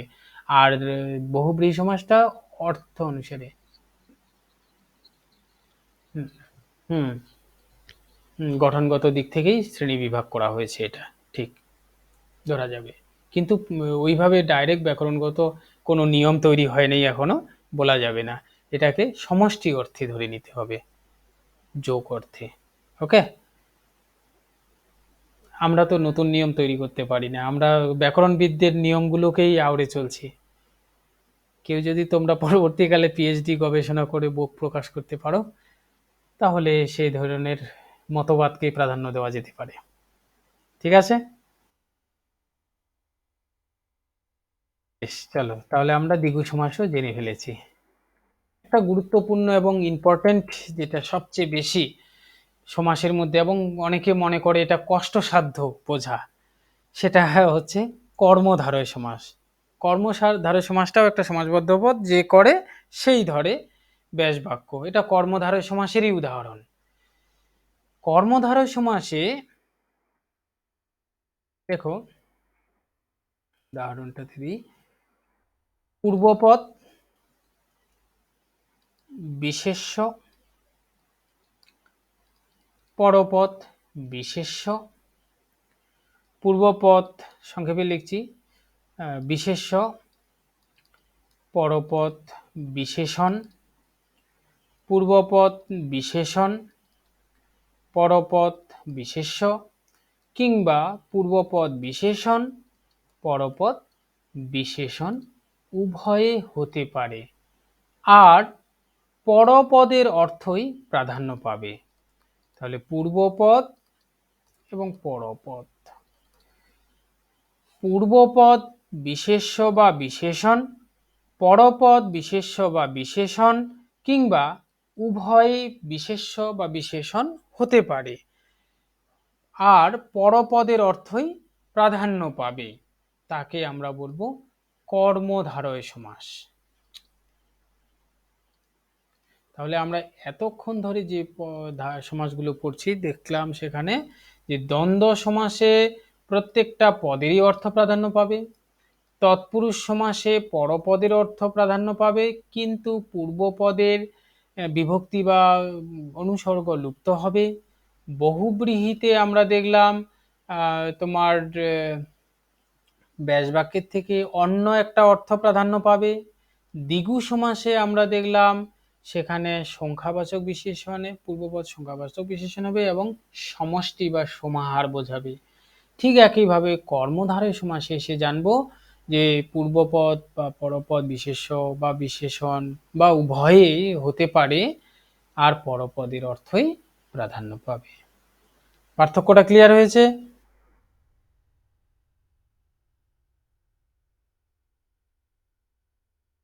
গুড। উদাহরণ হিসাবে আমি শ্রেণীতে আলোচনা করছি। প্রায় 5 ভাগে ভাগ করা হয়েছে কর্মধারয় সমাসকে। যেমন উদাহরণ,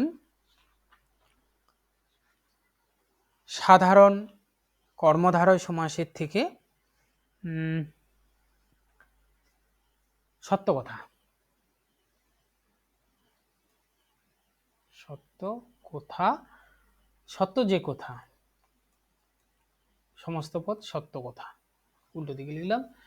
সাধারণ কর্মধারয় আমরা কর্মধারয় বলতেই বুঝেছি বিশেষ্য বিশেষণ থাকবে আর পরপদের অর্থ প্রাধান্য পাবে। যে সাধারণভাবে বিশেষ্য এবং বিশেষণ যদি থাকে, যেমন সত্য এবং কথা, সত্যকে আমরা বিশেষণ, কোথাকে বিশেষ্য হিসেবে পাচ্ছি, বিশেষণ এবং বিশেষ্যের মধ্যে তৈরি হয়ে কোথাকেই বেশি গুরুত্ব দেওয়া হয়েছে, সত্য কথা তৈরি হয়েছে।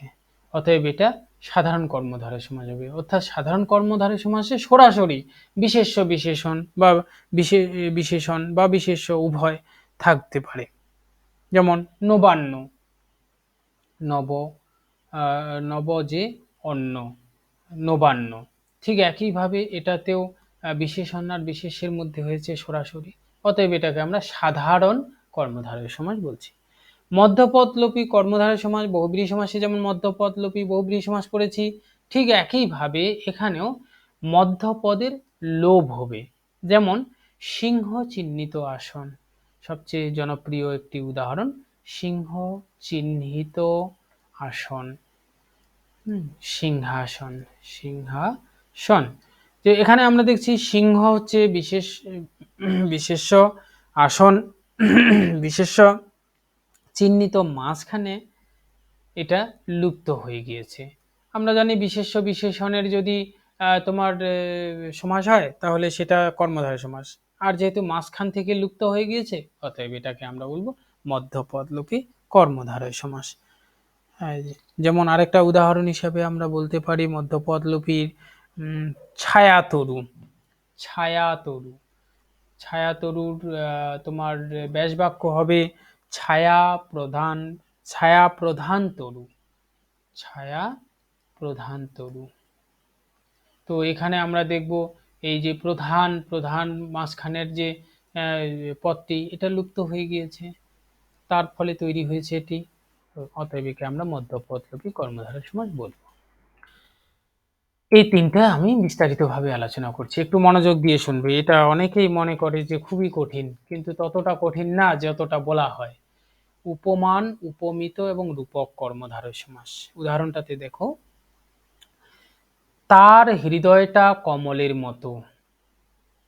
এই কয়েকটা সমাস সাধারণত তুলনা করার ক্ষেত্রেই সবচেয়ে বেশি ব্যবহার হয়ে থাকে। তার হৃদয়টা কমলের মতো কোমল, কমলের মতো কোমল, এটা মতোটা উঠে নেই, তোমরা দেখবে পিডিএফটাতে এই অংশটা সেদিন দেওয়া হয়নি, আমি একটু পরে লিঙ্কটা শেয়ার করছি, এটা ডাউনলোড করে নেবে। তার হৃদয়টা কমলের মতো কোমল। তো দেখো এখানে এই বাক্যটাতে প্রধানভাবে আলোচনা করা হয়েছে কাকে? এই বাক্যটাতে কাদের আলোচনা, কোন বিষয়টা তুলে ধরা হয়েছে, কাকে তুলে ধরার জন্য বাক্যটা ব্যবহার হয়েছে বলো কেউ? হৃদয়কে, হৃদয়টা। তাহলে হৃদয় যে প্রধান বক্তব্য বাক্যটার, এই প্রধান বক্তব্যটার নাম হলো উপমেয়। যে বাক্যে যে প্রধান বা প্রধান বক্তব্য, মূল বক্তব্য, তাকে আমরা বলবো উপমেয়। এগুলো সাধারণত আলংকারিক শব্দ, অলংকারের আলোচনার ক্ষেত্র দিয়ে এই শব্দগুলো এখানে এসেছে, উপমেয়। এই প্রধান আলোচ্য বিষয় যেহেতু, সেটাকে আমরা উপমেয় বলছি। আর কার সঙ্গে তুলনা করা হচ্ছে, এই যে প্রধান বক্তব্যটা কার সঙ্গে তুলনা করা হচ্ছে? কমলের সঙ্গে তুলনা করা হচ্ছে, তাই না? পদ্মের সঙ্গে তুলনা করা হচ্ছে হৃদয়টাকে, এই যার সঙ্গে তুলনা করা হচ্ছে তাকে আমরা বলছি উপমান। অন্যভাবে আমরা বলতে পারি, যাকে তুলনা করা হয় তাকে আমরা বলবো উপমেয়, এবং যার সঙ্গে তুলনা করা হয় তাকে বলবো উপমান। ওকে, ঠিক একইভাবে হৃদয়ের যেমন গুণ, কমলেরও তেমন গুণ। কি ধরনের গুণ?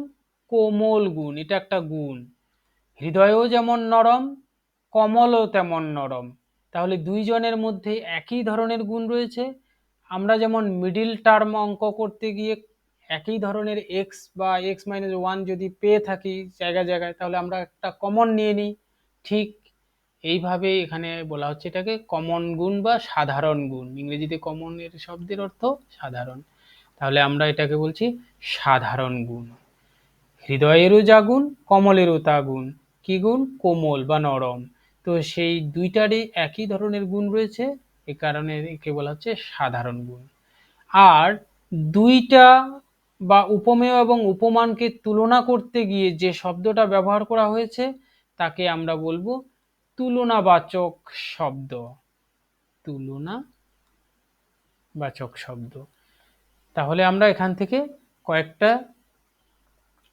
অংশ জানলাম, গুরুত্বপূর্ণ বিষয় জানলাম। একটা উপমেয় যাকে তুলনা করা হয়, যেমন ওই বাক্যে তুলনা করা হয়েছে হৃদয়কে, হৃদয় হলো তোমার উপমেয়।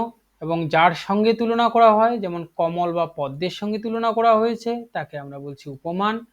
সাধারণ ধর্ম বা সাধারণ গুণ হলো উপমেয় এবং উপমানের মধ্যে যেটা কমন গুণ, সেটা হলো তোমার এখানে কোমল বা নরম। আর দুইটাকে তুলনা করতে গিয়ে যে শব্দটা ব্যবহার করা হয়েছে মতো, সেই শব্দটাকে বলা হচ্ছে এখানে তুলনাবাচক শব্দ। ক্লিয়ার হয়েছে লাইনটাতে? উপমেয়, উপমান, সাধারণ ধর্ম এবং সাদৃশ্যবাচক শব্দ বোঝা গেছে? বেশ, তাহলে আমরা একটা উদাহরণ হিসেবে ব্যবহার করি, তাহলে বুঝতে পারবে।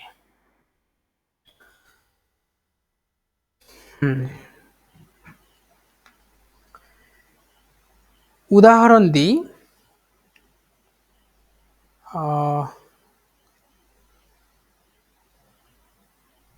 ছোট্ট নরম হিসেবে দিই, ঘনশ্যাম।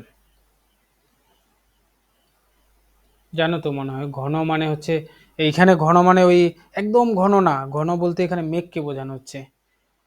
ঘন শ্যামের ন্যায়, ন্যায় বা মতো একই। ঘন শ্যামের ন্যায়, ঘন শ্যামের ন্যায়। এখানে দেখো ঘন শ্যামের ন্যায়, কার সঙ্গে কার তুলনা করা হয়েছে বলো? ঘন মানে মেঘ যদি বলি,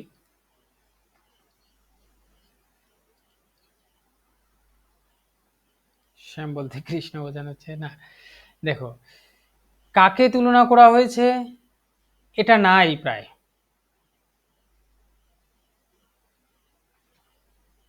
এক মিনিট।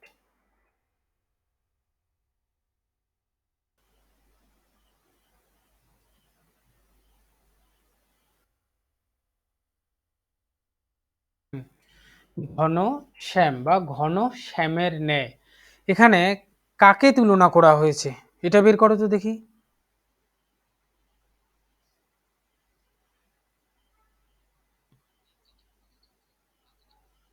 মেঘকে তুলনা করা হয়েছে, কার সঙ্গে তুলনা করা হয়েছে? শ্যামের সঙ্গে। তাহলে উপমেয় কোনটা?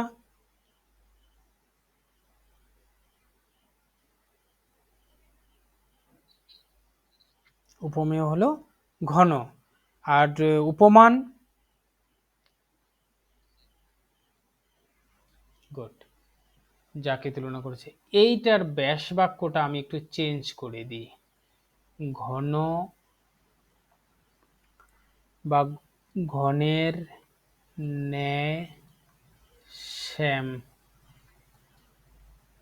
ঘনের ন্যায় শ্যাম। ঘন হচ্ছে মেঘ, ন্যায় মানে তো তুলনাবাচক শব্দ, এবং শ্যাম কৃষ্ণ, কৃষ্ণ শব্দটি এখানে কালো অর্থে ব্যবহার হয়েছে। ওকে, একটু চেঞ্জ করে দিলাম এটা ব্যাস বাক্যটা, ঘনের ন্যায় শ্যাম। দেখো কাকে তুলনা করা হয়েছে এখানে নেই, উজ্জ আছে। কার সঙ্গে তুলনা করা হয়েছে, সেটা মেঘের সঙ্গে তুলনা করা হচ্ছে, অতএব এটা হচ্ছে উপমান। সাপোজ একটা গাছকে তুলনা করা হলো, বট গাছকে তুলনা করা হলো। বট গাছটি ঘনের ন্যায় শ্যাম, তাহলে এখানে উপমেয় বা উপমিত, উপমেয়টা এখানে নেই, মানে যাকে তুলনা করা হচ্ছে সেটা নাই, যার সঙ্গে তুলনা করা হচ্ছে সেটা আছে। যার সঙ্গে তুলনা করা হচ্ছে এটা তাহলে উপমান, হয় না? বটটা যেমন কালো, আমি একটা সাপোজ বললাম বট যেমন কালো, বা চুল বললাম এখানে, চুল, বলো কি বলতে চাইছো বলো। আচ্ছা, আমি পুরোটা লাইন ধরে করেছি। বললাম চুল, চুলগুলো ঘনের ন্যায় শ্যাম, ঘনের ন্যায় শ্যাম, আমি পুরো বাক্যটা বলে দিলাম এখানে। এইখানে এই চুলগুলো, এই পদটা উজ্জ্ব আছে নাই, এইটুকু আছে মাত্র। তাহলে ঘনের ন্যায় শ্যাম, এইখানে ঘন আর চুল কাকে তুলনা করা হচ্ছে? মূল বক্তব্যটা কি? চুল, তাই না? মূল বক্তব্য চুল, চুলকে আলোচনা করতে গিয়ে তো এই সব তুলনাগুলো এনেছে। তাহলে চুল মূল বক্তব্য, বা চুলকে তুলনা করা হচ্ছে, অতএব এটা হচ্ছে উপমেয়, আমি একটু আগে যা বললাম। আর কার সঙ্গে তুলনা করা হচ্ছে? ঘনের সঙ্গে, মেঘের সঙ্গে, তাহলে এটা হলো উপমান। যার সঙ্গে তুলনা করা হয় তাকে বলা হয় উপমান। আর ন্যায় হলো কি? তোমার তুলনাবাচক শব্দ, তাই তো। তারপরে শ্যাম, কৃষ্ণ বা কালো, এটা হচ্ছে চুলগুলো যেমন কালো, ঘনও তেমন কালো, অতএব দুইটার মধ্যে কমন গুণ এটা, এটা হচ্ছে সাধারণ গুণ বা ধর্ম। ওকে, তাহলে আমরা দেখলাম এইটুকু অংশ দেওয়া আছে ঘনের ন্যায় শ্যাম, তাহলে উপমেয়টা দেওয়া নাই। উপমেয়টা যেহেতু দেওয়া নাই, তাহলে আমাদের এইখানে পেলাম ঘনের ন্যায় শ্যাম, ঘনশ্যাম। এখানে উপমান এবং তুলনাবাচক শব্দের সঙ্গে সাধারণ ধর্মের যে সমাস হয়েছে, উপমানের সঙ্গে সাধারণ ধর্মের যে সমাস, তাকে আমরা বলবো উপমান কর্মধারয় সমাস। এবার ক্লিয়ার হয়েছে?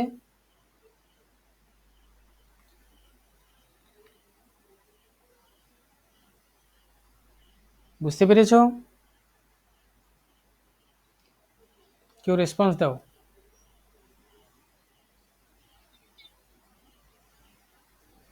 আমি চারটা জিনিস বলেছি কর্মধারায় আলোচনা করতে গিয়ে। একটা উপমেয়, বলে উপমেয় কাকে বলে, কোন বিষয়টাকে উপমেয় বলে?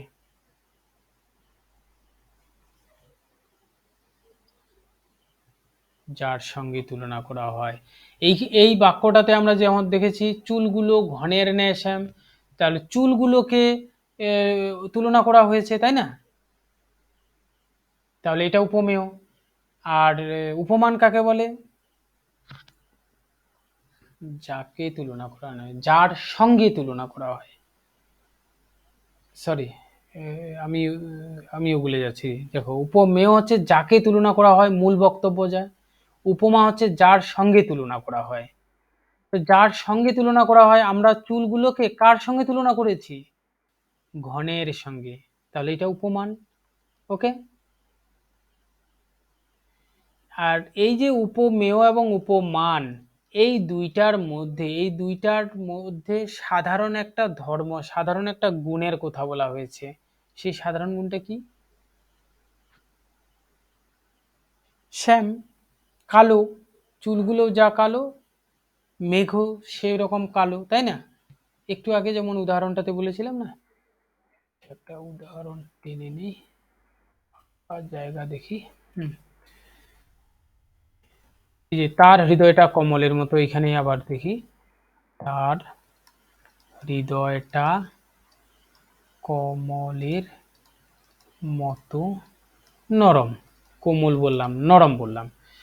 এই যে লাইনটা বলছি, এই লাইনটার মূল বক্তব্য কোনটা, বা কাকে তুলনা করা হয়েছে? পড়ে দেখো।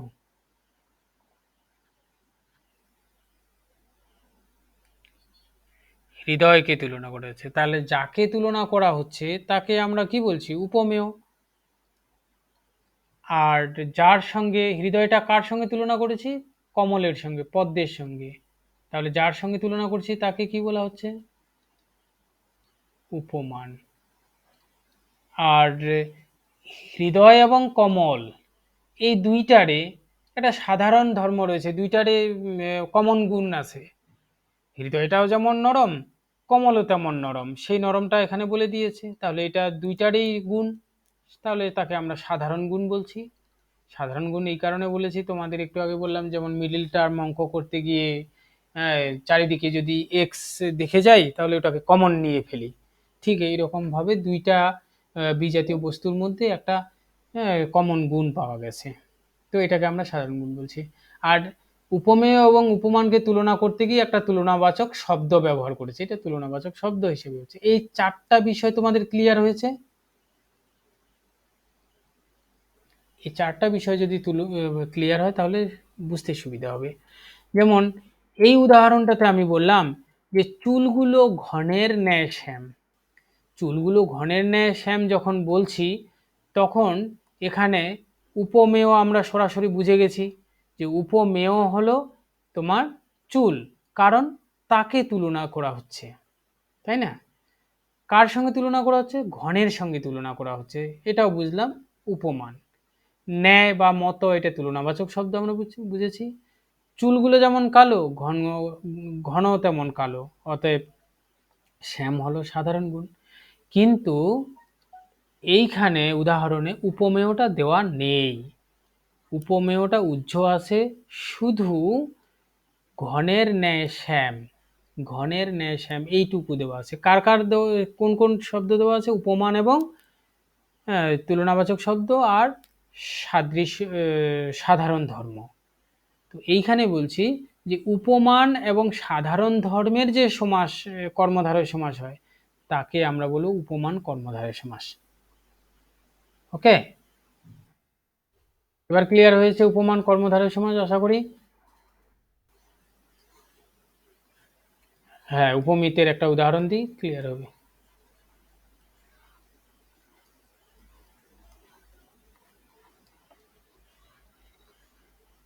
সমস্ত পদ আসলে পুরোটার হবে না, ওটা তো একটা পুরো বাক্য, হয় উপমেয় উপমানের দিকে হবে, নয় উপমান উপমিত হবে। আমি আর একটা উদাহরণ দিই উপমিতের, তাহলে বিষয়টা ক্লিয়ার হবে।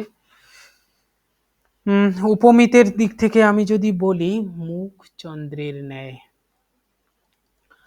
মুখ চন্দ্রের ন্যায়, সমস্ত পদ কি হতে পারে? মুখচন্দ্র, ইয়েস, তাই না?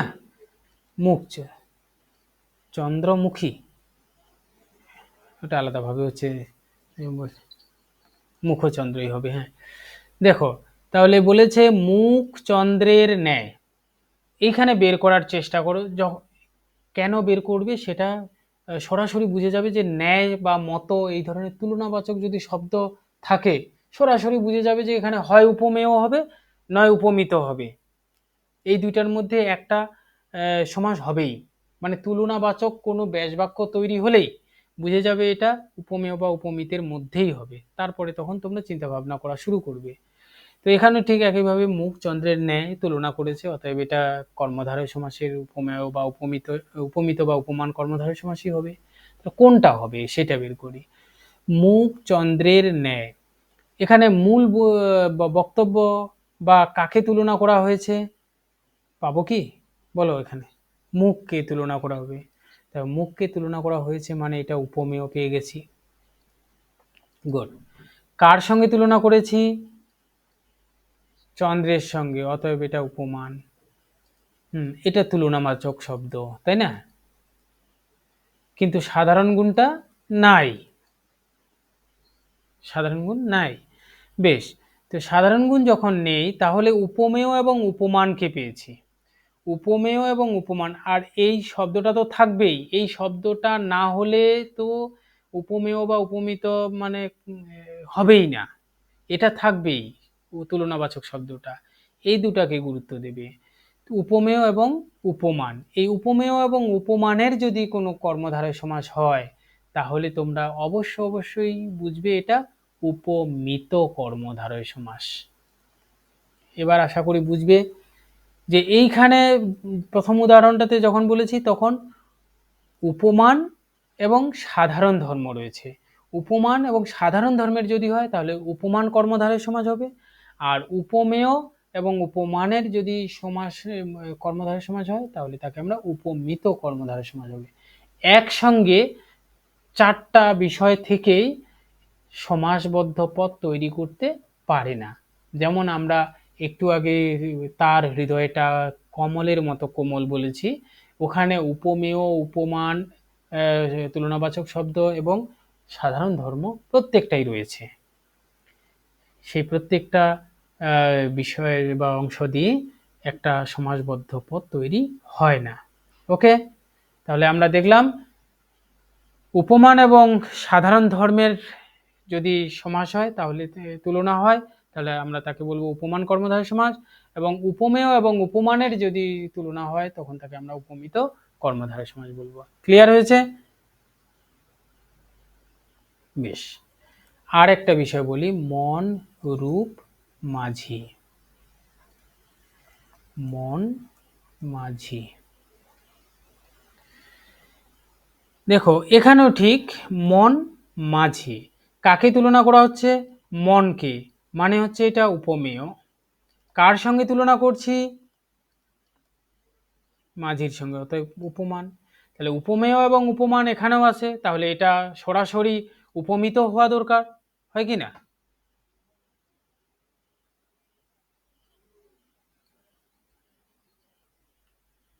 হ্যাঁ, উপমেয় এবং উপমান যদি, উপমেয় এবং উপমানের যদি সমাস হয় তাহলে তাকে আমরা উপমিত কর্মধারয় সমাস বলবো। যেমন এখানে পেয়েছি উপমেয় এবং উপমান, মুখচন্দ্রের ন্যায় মুখচন্দ্র, উপমেয় এবং উপমানের কর্মধারয় সমাস হয়েছে, অতএব এটা উপমিত কর্মধারয় সমাস, তাই না? ঠিক, হ্যাঁ ওইটাই আলোচনা করছি, যে এখানেও ঠিক একইভাবে মন উপমেয়, মাঝি পরপদ উপমান, উপমেয় এবং উপমানের মধ্যে কি হলো?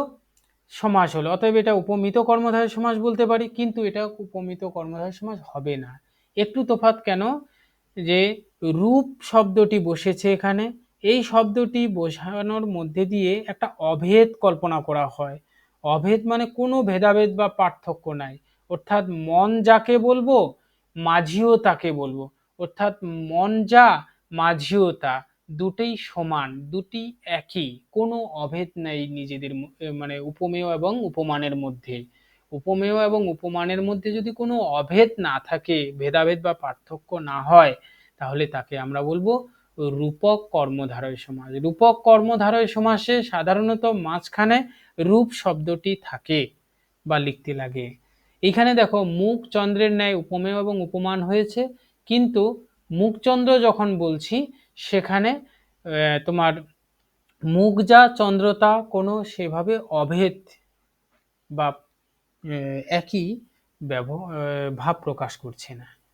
ঠিক একইভাবে আরো বিশেষ করে উদাহরণ করে অর্থগুলো দিই, যেমন নদী রূপ জপমালা, নদী জপমালা, অর্থাৎ নদীও যাকে বলছি জপমালাও তাকে বলছি। ভাব রূপ সিন্ধু, ভাব রূপ সিন্ধু, ভাবও যেমন সিন্ধুও তেমন। হ্যাঁ, সিন্ধু যেমন একেবারে কখন কি ভাব পরিবর্তন করে ফেলে, ঠিক একইভাবে ভাবও অনুভূতিটাও সেভাবে পরিবর্তন হয়ে থাকে। তাহলে যৌবন রূপ কুসুম, অর্থাৎ যৌবন এবং কুসুম একই রকম ভাবে প্রকাশিত হয়েছে, অতএব একে বলা হচ্ছে রূপক কর্মধারয় সমাস। তাহলে আমরা, হ্যাঁ হ্যাঁ, মন মাঝি, দিল দরিয়া, হ্যাঁ মানব জমিন, এগুলো রূপক কর্মধারয়, মানব রূপ জমিন। তাহলে আমরা উপমান কর্মধারয় সমাসে পেলাম উপমানের সঙ্গে সাধারণ ধর্মের সমাস, এবং উপমিত কর্মধারয় সমাসে পাবো উপমেয় এবং উপমানের সমাস। কর্মধারয় সমাসে পাবো উপমেয় এবং উপমানের মধ্যে অভেদ সম্পর্কের সমাস। এইটুকুই পার্থক্য, আশা করি ক্লিয়ার হয়েছে। বেশ, চলো আরেকটু টাচ করে দিই। অব্যয়ীভাব সমাস। অব্যয়ীভাব একদম নামের মধ্যেই বোঝা যাচ্ছে, অব্যয় থাকছে, অর্থাৎ ব্যাস বাক্যের সঙ্গে সমস্ত পদ তৈরি হবে, সমস্ত পদের পূর্বে একটি অব্যয় যুক্ত হয়ে অব্যয়ের ভাব সৃষ্টি করবে।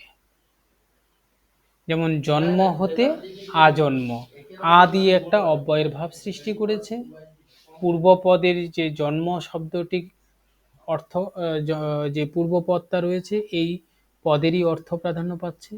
দেখো অব্যয়ীভাব সমাসে তাহলে আমরা দেখছি একটি অব্যয় তৈরি হবে এবং পূর্বপদের অর্থ প্রাধান্য পাবে।